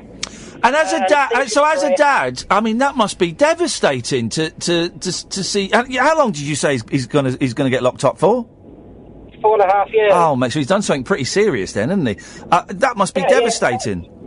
Yeah. Well, some of it is he's taken the rap for a few people as well. Or because with him being a first offender, he will take it, but he still did it wrong. Yeah. You know, there's no getting away from that. You know, Yeah. I sat down with him and. Out of both parents, I'm pretty comfortable, you know, but when it comes to paying for a solicitor, which I was going to do originally, but when I sat down and chatted with him, and I wasn't going to pay for a solicitor to get him off for something that he did. So we've had a bit of a fallout on that, but now he's chatting to me again, you know, because a solicitor might have got him off a little bit, but for me, he should have, you know, he did something wrong, he should have admitted his guilt, take the consequences. You're old school. That's proper old school. It is. You know, I'd wipe his ass to a point. Yeah. Sorry about the language there. No, but, go on. you know, he's got to learn to stand on his own 2 feet. I'll bail him out of trouble where need be. You know, if he needed somewhere to live or he needed something to eat, and you know, but I would never pay to get him out of trouble that he's caused. You know, I did 14 years in the military, and but maybe that's what's carried my mind up that way. But go on, Kath. No, I know exactly what you mean, though, Alan. Because I know people for whom, if life is made easy for them or easier, they'll just dig themselves deeper. So you're trying to make sure that this is the only time he goes in. Yeah. You know, he's got to really suffer on this to not go back into it. That's the only way this is ever going to work.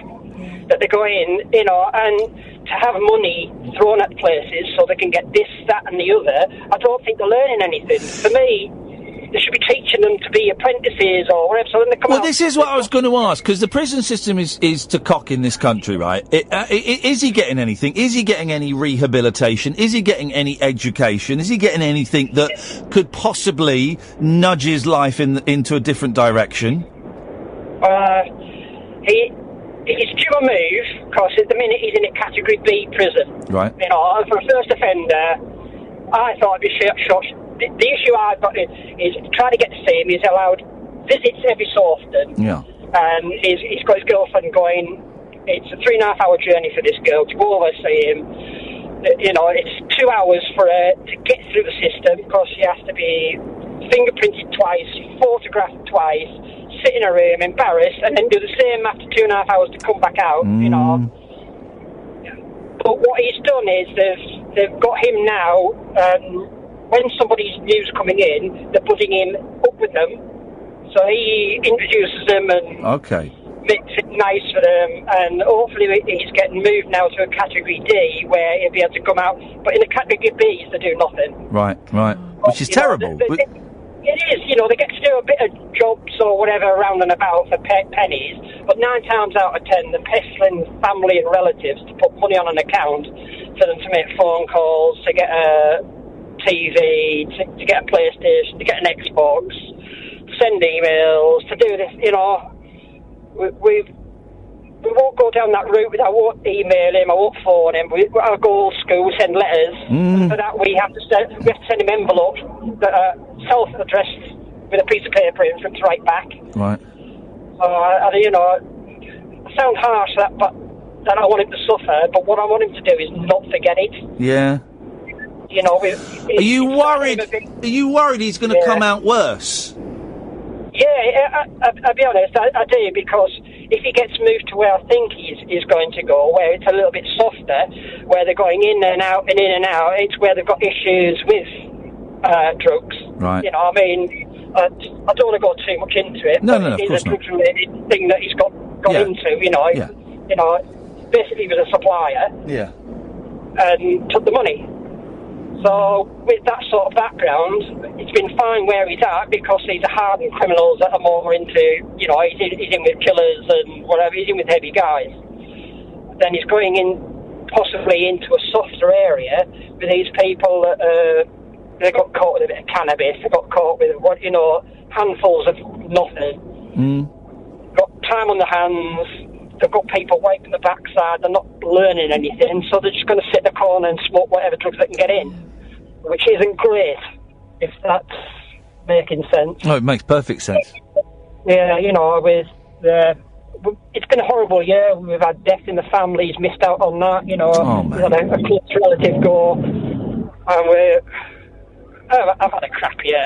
That's all I can say. Yeah, it sounds it. It must be really upsetting. You know, yeah, but the light at the end of the tunnel for me is hopefully that he'll learn his lesson from it. I think slightly he is with him actually now talking to me.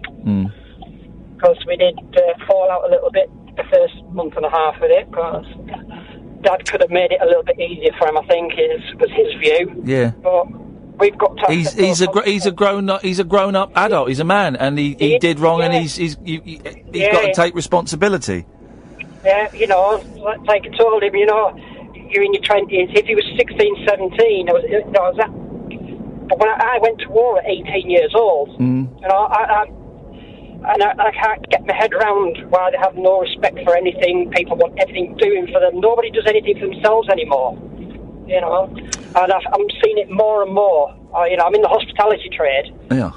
And you know, and I see we're more a family-orientated place, and we just see people looking for blaming people for the state of how they're living. You know, no respect for food, no respect for other people, and just want as much as they can for nothing.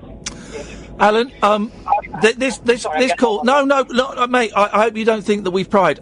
This call took many different twists and turns that I wasn't expecting, and that's fascinating. And I really appreciate you sharing all that stuff with us. Yeah, I think, to be honest, I think I just need to unload a little bit. No, I appreciate you listening. Any time you want to come on and chat, and you chat about that or anything else, you'd be very welcome, mate. We really appreciate your time. Thank you. You're welcome. I mean, I'm enjoying your show. I really do enjoy it. You know, it goes one extreme to the other. Doesn't it just? Thank you, Alan. And I love it, you know. It's something a little bit different for me to get used to. Good. I'm glad. I wouldn't have thought we'd had ex-military people listening to us. Flipping it, we better up our game a bit. These people have literally fought in wars, and we're sat here whinging because we're a bit tired. We're going to up our game for you, sir. Oh, I hope so. You know? Alan, listen, mate, I hope your year improves. Keep in touch. Me too. Speak soon, man. Thank you. Bye-bye. Take care, bye. Blimey. Everyone's got a story. I've always said this. Everyone's got a story. He phoned in to talk about a TV show.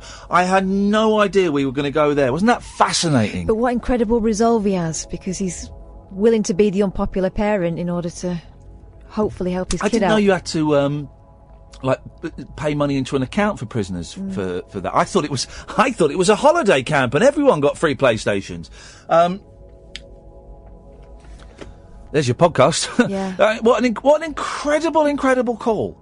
There's me thinking the show was slowing down a bit, and we got that. I could have spoken to him all night. What a fascinating man. There will be some people that think, he's being a bit harsh. That's the way he's gone, and he's he knows his boy. Yeah, well, exactly. And 4.5 years. I mean, flipping heck. Yeah. Thank you, Alan. That was a really special call. Thank you. I want to say I enjoyed that call, but it sounds inappropriate. But I think you know what I mean by that. That was eye-opening. Another 15 minutes or so. 0344 499 1000. I'm Iain Lee. This is Talk Radio. The Late Night Alternative with Iain Lee on Talk Radio. So, thank you, Alan. Incredible call. We'll put that as a podcast. So 60 Days in Jail is on Channel 4. And I joked, well, the kids have finished Lego Masters and Crystal Maze. I'll get them to watch that now. And then there was silence. And then Kath went, yeah, I think there's bumming in it there. I said, yeah, of course I'm not going to show it to the kids, you muppet. I'm not going to show them 60 days in jail. Well. But then James... Teach him a lesson, wouldn't it? ...is telling me there's a show called Jailbreak. And all he sent me is a screen grab, and it's people in prison outfit and the word jailbreak. So I'm guessing they got a break out of jail. That sounds awesome. It's a fair guess. That sounds absolutely awesome. 0344 499 1000 is the telephone number. Tonight's been a good show. I don't think we're going to have a lock-in tonight. It has been an excellent show, but I don't think we'll have one tonight. We might have another one later in the week, if you want. But we've got 9 minutes before we go to the ads and hand over to the TalkSport, and the show that they are doing now from 1 o'clock is called Laughs, Laughs, Laughs, and it really I couldn't think of a better title for that show. Laughs, Laughs, Laughs, they're calling it. There was debate about calling it Lols, Lols, Lols, but Laughs, Laughs, Laughs is the show that comes up after this, and it really is. All I would say is hold on to your sides. Yeah, and your bladders. Hold on to your... Yeah, have a wee during the news, because you're going to wet yourself with those crazy guys. Let us be the only phone-in show that acknowledges the death yesterday of Sir Peter Hall. Oh.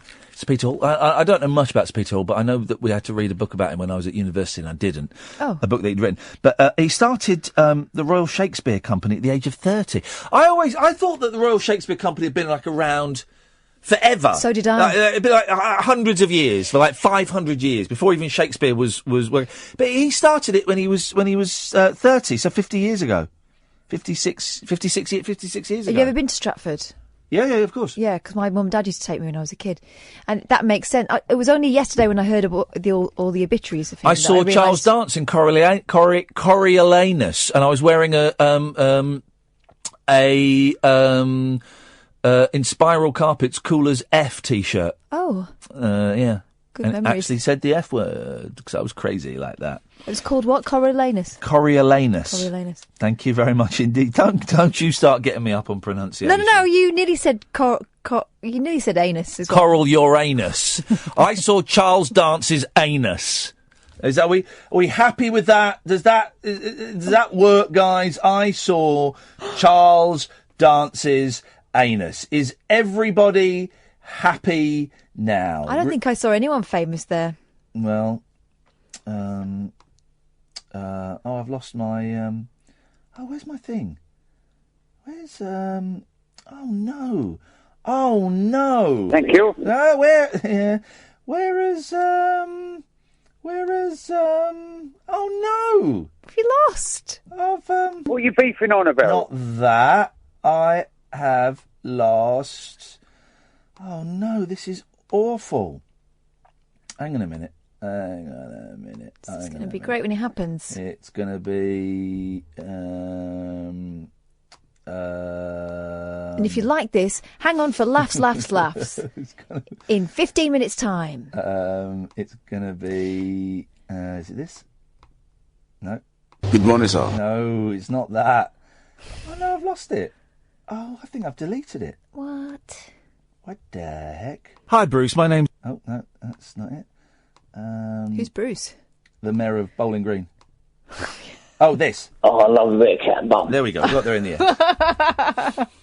Got there in the... And just to avoid confusion, he's not referring to mine. So let's be the only show that phone-in show that goes a bit highbrow and acknowledges Sir Peter Hall as being an innovator, but then goes to... Oh, I love a bit of cat and bum. It's what he would have wanted. Yeah. There was the snarky thing in the Mail, I think it was yesterday, the off-stage life of Sir Peter Hall that certainly towers over any play. Oh, he just died. What is this thing? The Sun does it a lot. What is this thing with papers? Someone who's just died, right? And so what? Before you start saying nice things about him, get this from his ex-wife. Yeah, I know, the Glenn Campbell thing. Glenn Campbell was divorced 4 or 5 times and took loads of drugs. Yeah, so what? So what? I mean, so what? Why can't we just... celebrate the joy that these people... Isn't that the point? We sort of celebrate their contribution to culture. Why do we need to go ferreting through their bins? 03444991000. Call me now. Diana tribute artwork like Lily Savage. This is great. This is great. Artwork. I still get very emotional talking about it. Sorry, still. It's okay. Artwork created as a tribute to Princess Diana has been blasted as looking like Lily Savage. The collage. Now, only kids do collages. Marking the 20th anniversary of her death, is a traditional well dressing. Oh, it's made out of petals. Cut 'em some slack. Made out of wood, petals, twigs and berries. It was created by volunteers and put on display at the Town Pump in Chesterfield, Derbyshire, but was ridiculed on social media. Of course it was. It looks more like Nana Rayburn than Princess Diana. Gayla Tuckley said, "What an insult to Diana." Well, what have you done, Tuckley? Where's your tribute to Diana? Another critic said it was horrendous, and Ian Neal added, "Looks more like Lily Savage." Others thought it looked like Alan Partridge and Wurzel Gummy. Let me just put on my Lady Diana face. A council spokesman said all art is meant to be a talking point. Yep. And that seems to be the case with this year's design. I mean, it's shocking. It's shocking. But it's an amateur thing done with love and made out of petals. Well, saying that, I remember there was they raised some money to get a statue made for Davy Jones of the Monkees, right? To be erected in his hometown of Beavertown, Pennsylvania. Beavertown. Of course, Davy Jones lived in a place with the word beaver in the title. And the statue it's gone away now, but like the work in progress was unveiled, right? And everyone's going, "Wow, this is great." Everyone's going, "Oh, this is great." And fair play, I was the little boy who pointed out the Emperor was naked. I went, "I'll be honest, that is awful. The tambourine is massive.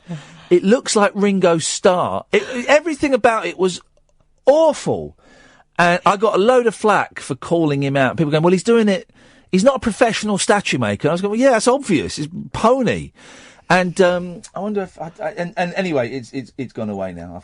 I've crushed that guy, Davy Jones statue. I've crushed that guy's dream. Davy Jones Monkees, of course, because you get all that rubbish from.